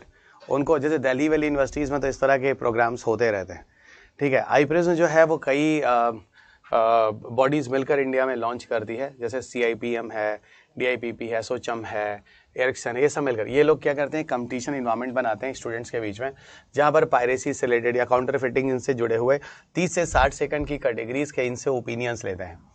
ओके, ठीक है, इनसे ओपिनियन लेते हैं कि भाई अपनी राय दो, आप लोग IPR के बारे में क्या सोचते हो, कहाँ कहाँ पर थ्रेट्स है, कैसे कैसे हम इन चीज़ों को बचा सकते हैं, ये सारा का सारा उनसे लिया। उनको पता है, उनको अवार्ड्स वगैरह भी दिए जाते हैं।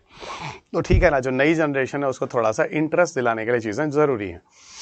I presume I am expecting for your paper guys, है ना, थोड़ा सा ध्यान रखना। आलोक, मैंने आपका आंसर दे दिया बासमती राइस वाला, ठीक है बच्चा, देख लेना। अब हम चलते हैं DIPP की तरफ, वही DIPP जिसको पूरी जिम्मेदारी देश में मिली है, ठीक है। सारा कुछ इशू किसी भी मसले का लेते हुए DIPP ही मैनेज करता है। DIPP वैसे तो 1995 में लाया जाता है, लेकिन शुरुआत में इसका नाम DIPP नहीं था, इसका नाम बाद में आया। इसका मेन काम था कि सोशियो इकोनॉमिक गोल जो होगा हमारे नेशन में वो ज़्यादा से ज़्यादा प्रमोट हो, है ना, सोशियो इकोनॉमिक गोल्स के लिए। यहाँ पर DIPP जो इंडस्ट्रियल सेक्टर के ग्रोथ को है ना, ग्रोथ को प्रमोट करने की बात करता है बार बार, ठीक है। और यहाँ पर बताऊँ, यहाँ कोशिश होती है कि ज़्यादा से ज़्यादा FDI फ्लो हमारे यहाँ होता रहे, ज़्यादा से ज़्यादा FDI फ्लो हमारे यहाँ होता रहे। तो ये सारी चीज़ें हैं, थोड़ा सा इसको ध्यान रखिएगा।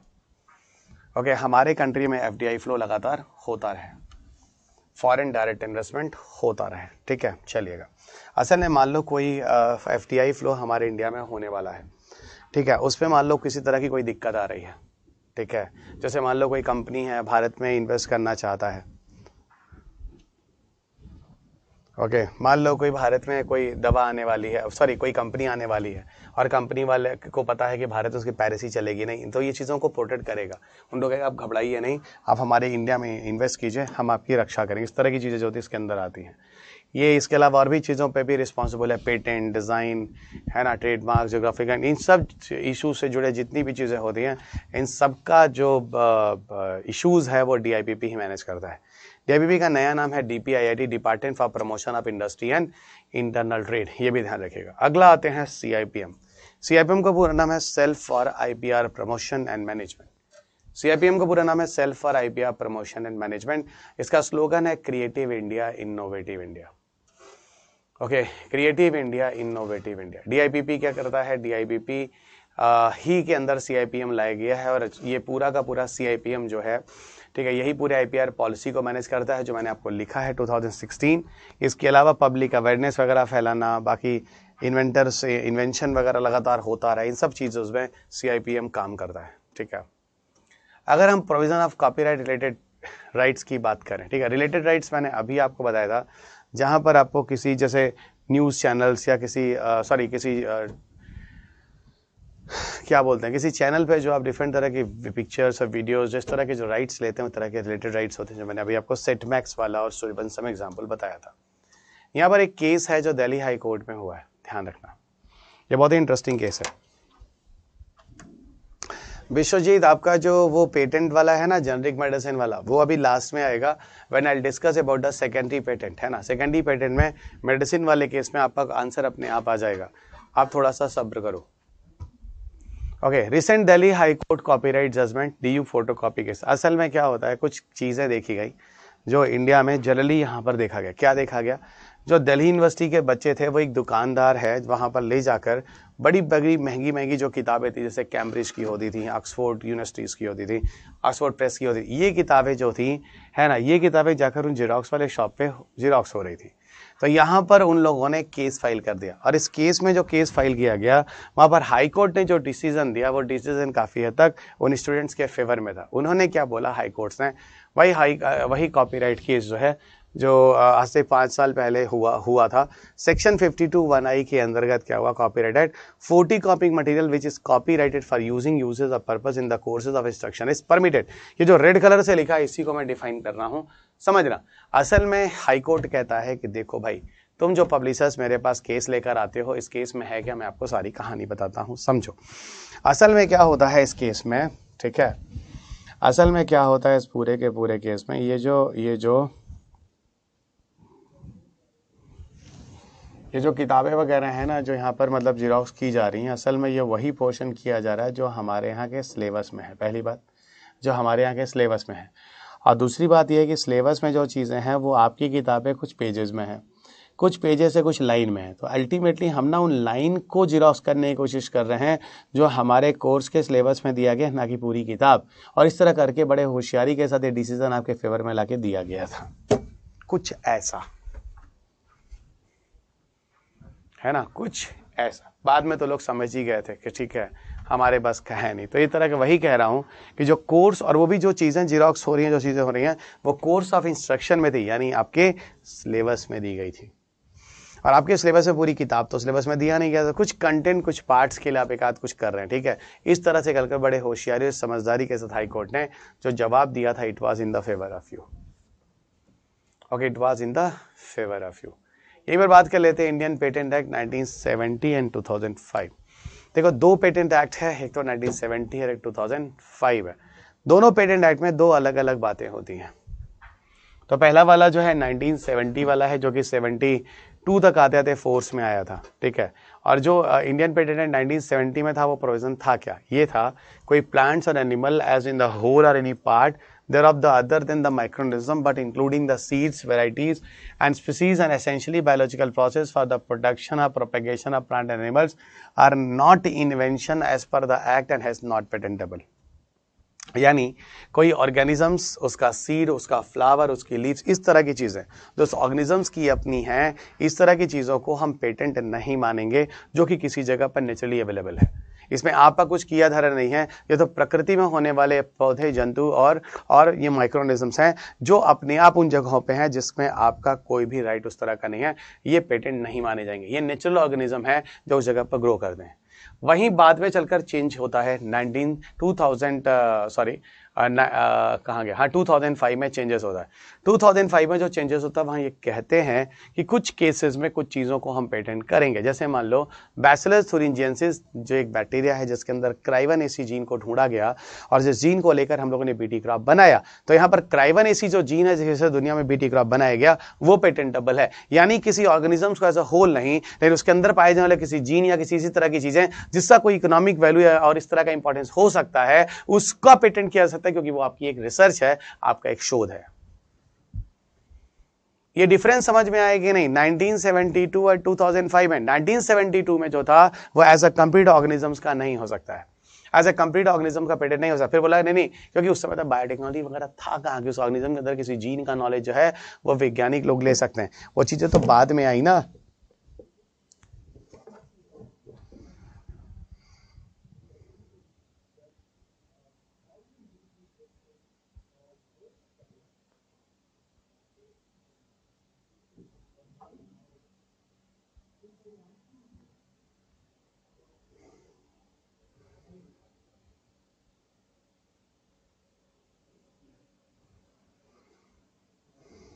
Subrata Berga Nadia. Sir, I don't understand that if trips under WTO safeguard IPR, then what is the need of WIPO? अच्छा देखो ऐसा है बच्चा, WIPO एक ना नेचुरल है, मतलब एक तरह से न्यूट्रल समझो, ठीक है। पूरी दुनिया में इंटेलेक्चुअल प्रॉपर्टी राइट ऑर्गेनाइजेशन को लेकर किसी मुद्दे और बवाल को लेकर WIPO डिस्कस करता है। WTO अगर किसी ट्रेड और कॉमर्स से जुड़े मुद्दे को लेकर अगर आता है बात तो वो करता है, लेकिन WTO में आपको बताऊं जनरली चलती किसकी है, जो पैसे वाले कंट्री होती है। WIPO में चलती किसकी है, किसी की नहीं। WIPO एक न्यूट्रल बॉडी है जो कि UN के अंदर काम करता है, पर WTO कहीं ना कहीं डायरेक्ट इनडायरेक्ट वो इंडस्ट्रियल कंट्री या डेवलप कंट्री के हाथ में है, उसमें रिच कंट्री उसके मेंबर हैं। ये है दोनों के बीच में बड़े बैलेंस में आंसर, ठीक है। सुब्रत बताओ भाई, समझ में आया कि नहीं जो मैंने बोला आपको? फटाफट बताओ जो मैंने आपको बोला समझ में आया कि नहीं। जो मैंने आपको बोला वो चीज़ समझ में आया या नहीं? बहुत ही बैलेंस में, ठीक है। घबरा नहीं, आप लोग के जितने भी क्वेश्चन हैं एक बार ससरी निकाल से मैं फिर से देकर फिर से बोल दूंगा, आप टेंशन मत लो। और सुब्रत जरा ये आंसर बताओ जो मैंने बोला है समझ में आया या नहीं? फटाफट बताइए समझ में आया या नहीं, ठीक है। अच्छा, तो पेटेंट में भी आपको बता दिया किसी जीन या उस तरह की चीज़ों का पेटेंट हो सकता है, ठीक है। बट ये नहीं कि ऐसा कंप्लीट ऑर्गेनिज्म। पता चला कि मैं हिमालय पर्वत पे जा रहा हूँ, एक लाल कलर का भालू मिल गया, मैं चला आया, भाई मेरा हो गया, ये मेरा हो गया। अरे तुम्हारा कैसे भाई, तुम इसको पैदा किए हो क्या? ये तो दुनिया में नेचर में ऑलरेडी वहाँ मौजूद था, है कि नहीं? आपको जस्ट मिल गया, आपकी किस्मत थी, आप ले आए तो ये ठीक है, आपकी खोज हो गई, लेकिन आपका पेटेंट थोड़ी ना हुआ। हाँ, उस भालू के अंदर कोई ऐसा जीन, कोई ऐसी चीज़ ढूंढ लीजिए जिससे पता चले एक कैंसर की दवा बन सकती है, कुछ उस तरह की चीज़ होती। हाँ, उस केस में मैं उस किस चीज़ के लिए मैं उसका पेटेंट मान सकता हूँ, उस चीज़ को, ना कि इंटायर एज ऑर्गेनिजम्स को यहाँ पर पूरा। ओके, तो बहुत बैलेंस में चीज़ों को समझिएगा। ये चीज़ें इतनी टफ नहीं है, चीज़ें बहुत आसान है, पर ये चीज़ें आपको थोड़ी सी समझनी होंगी। ओके, चीज़ें आपको थोड़ी सी समझनी होंगी। और आगे आपको लिए चलते हैं, चलो। Highlights of Indian patent policy गलती से 2 बार रिपीट हो गया, ठीक है। वही चीज़ें एक बार फिर आ गई हैं, वही कंपल्सरी लाइसेंसिंग सेक्शन 3D, वो सारी चीज़ें। मुझे यहाँ पर ना थोड़ा सा सेकेंडरी पेटेंट पे बात करनी है, थोड़ा सा मुझे सेकेंडरी पेटेंट पे बात करनी है। जैसे एक बच्चे ने अभी कुछ जेनरिक वगैरह से लेकर कुछ क्वेश्चन पूछा था, तो वो आंसर्स मैं आपको यहाँ देना चाहूँगा। पहले तो एक बात समझो, थोड़ा ज़रूरी है। मैंने अभी आपसे कहा था जो कंपनियाँ होती हैं बहुत सारा पैसा इन्वेस्ट करती हैं और उसके बाद इन्वेस्ट करने के बाद वो किसी दवा को बनाती हैं, ठीक है। तो कंपनी जो होती है वो पैसा इन्वेस्ट करती हैं, पैसा इन्वेस्ट करने के बाद वो किसी दवा को बनाती हैं, ठीक है।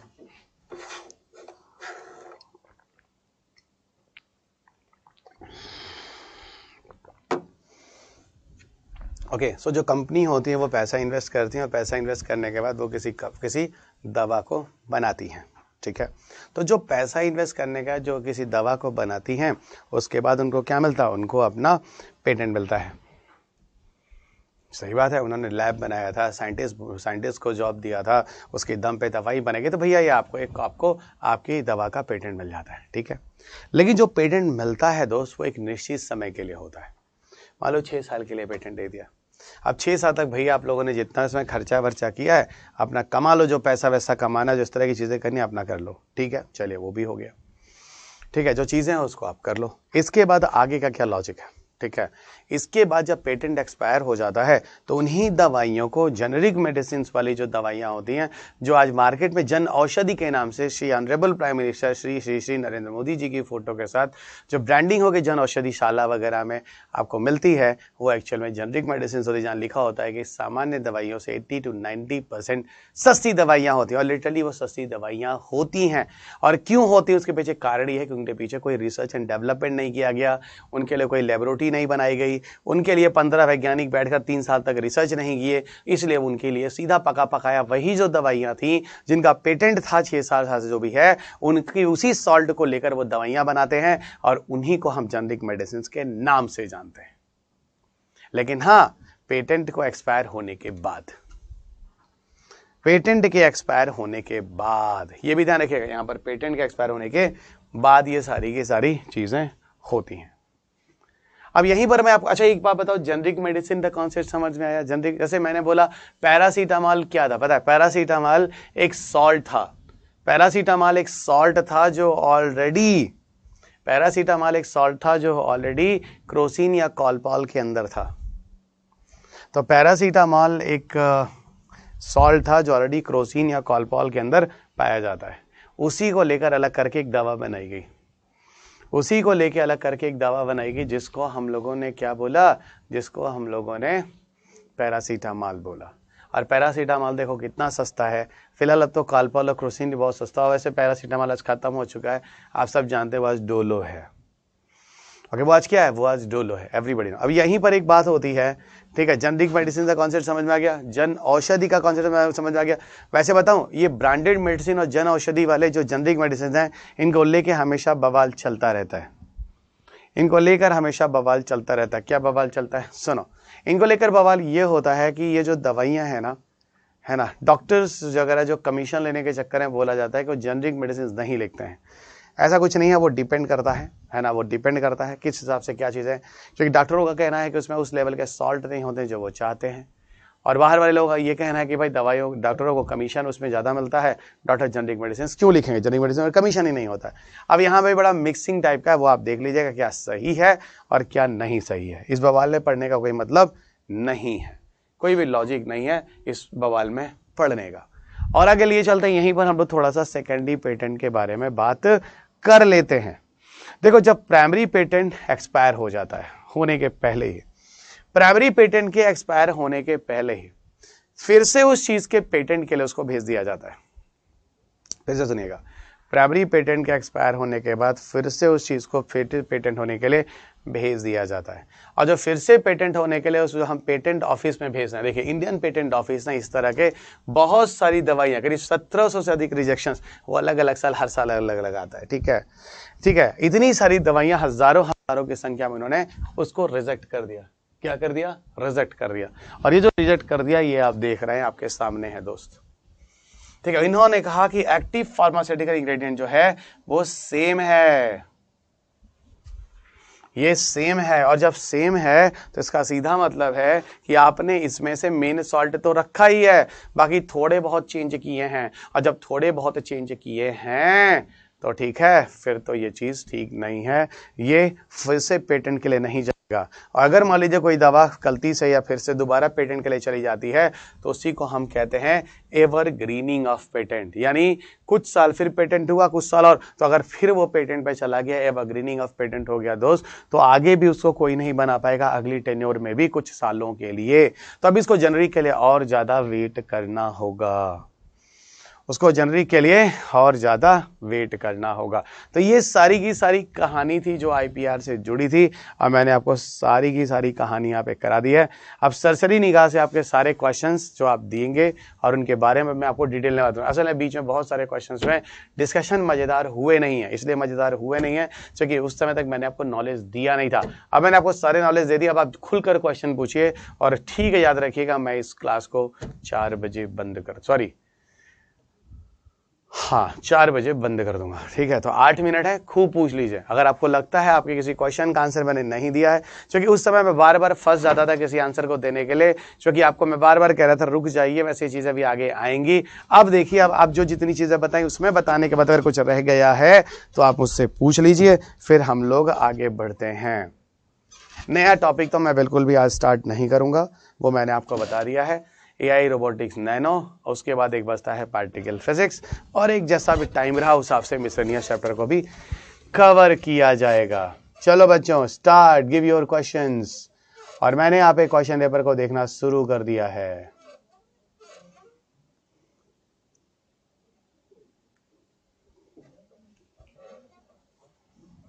But then why India don't opt the वीपो रेगुलेशन? किसने बोला हम वीपो के रेगुलेशन को फॉलो नहीं करते हैं? सुब्रता बैरग्या नाडिया, सुब्रता ही बोल देता हूँ बच्चा, इतना बड़ा नाम है, बैराग्य नाडिया, ना इधर यू विल। अच्छा, अगर मैं किसी के नाम का सही से प्रोनाउंसिएशन न कर सकूँ तो प्लीज़ मैं पहले ही बोल देता हूँ, ये अपोलोजाइज, ठीक है। सुब्रता बच्चा, मैंने कब बोला कि इंडिया वीपो को, रेगुलेट को, ऑप्शन को नहीं फॉलो करता है? इंडिया करता है भाई, इंडिया शांति प्रिय राष्ट्र है। इंडिया इन सब चीज़ों को नहीं करेगा जो यूएन उसका संचालन करेगा? क्या बात कर रहे हो? कहाँ सुने हो कि वीपो के रेगुलेशन में इंडिया नहीं आता है? इंडिया ने वीपो अडॉप्ट नहीं किया है? किया है, बिल्कुल अडॉप्ट किया, इसमें सोचना क्या है। और इंडिया सब चीज़ों को अडॉप्ट करता भी है।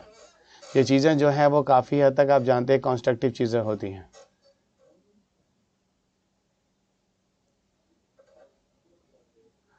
अब ये ISN और ISBN ये सब तो अलग अलग चीज़ों के लिए होता है। ISBN वगैरह जो होता है किसी किताब के प्रोडक्ट के लिए होता है।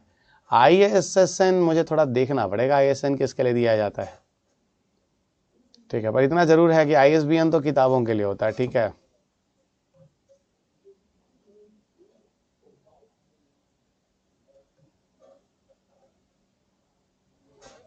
ठीक है, ISN मेरे ख्याल से जो नंबर होता है उसको बोलते हैं, जिसमें लिखा जाता है।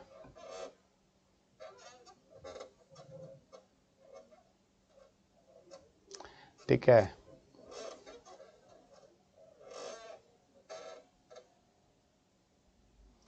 और मेरे ख्याल से जो ISBN होता है ना, वो किताब का पूरा कोड होता है, और ISBN एक छोटा सा डिजिट होता है जो जनरली एक ही तरह के, अगर पब्लिकेशन एक ही तरह की चीज़ें हैं ना, तो उनको डिफ्रेंशिएट करने के लिए।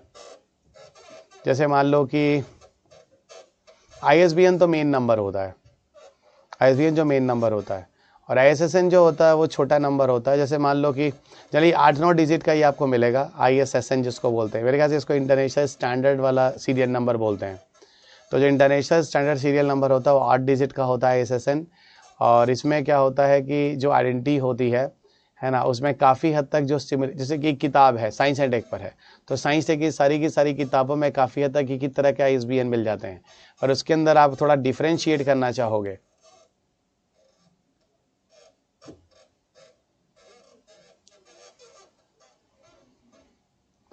ठीक है। तो ये ध्यान रखना।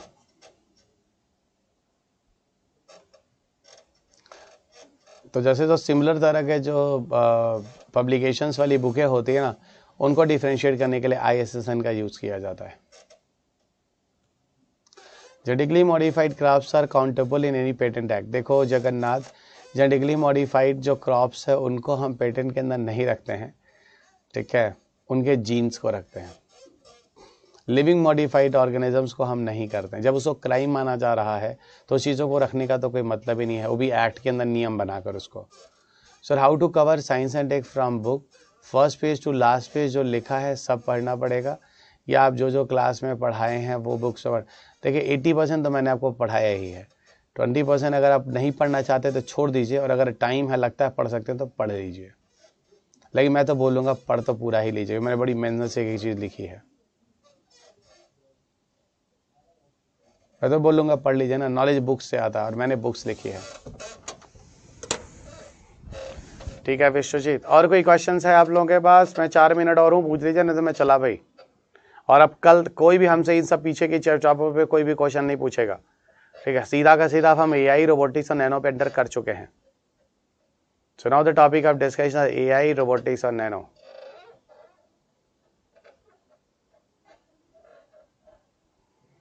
सो no question, should I leave? जल्दी बोलो, जल्दी बोलो। बोलेंगे नहीं साहब। नया चैप्टर 3 मिनट में उठाने का कोई मतलब नहीं है, आप भी जानते हैं, मैं भी जानता हूं। तो हो गया भाई, कोई दिक्कत ही नहीं है। विश्वजीत अगर टाइम नहीं आता बेटा तुम ना, फिर तो किताब छोड़ो, फिर पहले वही पढ़ लो जो मैंने कराया है। लेकिन क्वेश्चन पेपर किताब से जरूर लगा लेना, पीटीएम मेन से क्वेश्चन पेपर सारे के सारे लगा जरूर लेना। देखो पेगासस स्पाई ऐप जो होता है ये बहुत अलग है, इजरायली ऐप माना जाता है। पेगासस स्पाई ऐप पे एक मैंने यूट्यूब पे भी एक वीडियोस बनाया हुआ, आप डालना पेगासस रवि अग्रवाल, आपको यूट्यूब पे वीडियो मिल जाएगा। ये ऐसा सॉफ्टवेयर है जो आपके मोबाइल फ़ोन में ऐसे घुस जाता है, आपको पता ही नहीं चलता, ठीक है? और ये कुछ भी इंफॉर्मेशन नहीं देता है, ठीक है? मतलब किसी भी तरह का इंफॉर्मेशन नहीं देता, इस तरह की चीज़ें हैं। पेगासस जो है एक तरह का स्पाईवेयर भी हो जाएगा, स्पाई ऐप भी है, स्पाईवेयर भी है, ठीक है? ये आपके सारे के सारे इंफॉर्मेशंस को एक्सेस कर रहा होता है, ठीक है? और अगर आप अपने नंबर को चेंज कर लेते हैं तो 15 दिन के अंदर वो अपने आप ही आपके मोबाइल में ख़त्म हो जाता है। इस तरह की चीज़ें होती हैं।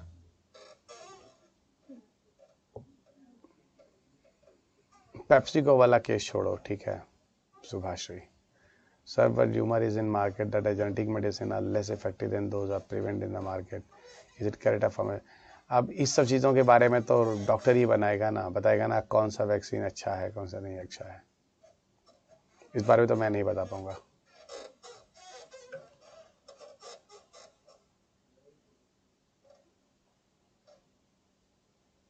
सो ये ख़त्म क्वेश्चन मेरे ख्याल से आपका कुछ बचा है नहीं। So you have not any other questions. Thank you everyone. कल हम लोग एआई, रोबोटिक्स और नैनो करेंगे, जब आएंगे आप हमें बता दीजिएगा, ठीक है? एआई, रोबोटिक्स और नैनो, ये हमारा हो गया अगला topic.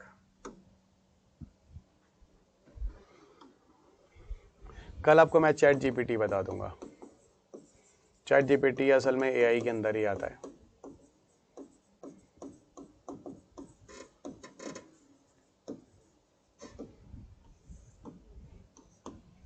So AI, robotics and nano technology. Official YouTube channel name क्या है? रवि अग्रवाल डाल लो, यूट्यूब चैनल मिल जाएगा। और क्या उसमें क्या पूछना है? और कौन सा ऐसा मेरा चैनल है जो बहुत अलग है ना? हर कोई उसी पे साइंस टेक एनवायरमेंट के अपडेट्स यूट्यूब पे कर लेता है, डॉक्टर रवि अग्रवाल के नाम से। और क्या, तो चलो बच्चों, फिर कल मिलते हैं अगली क्लास में। Thank you.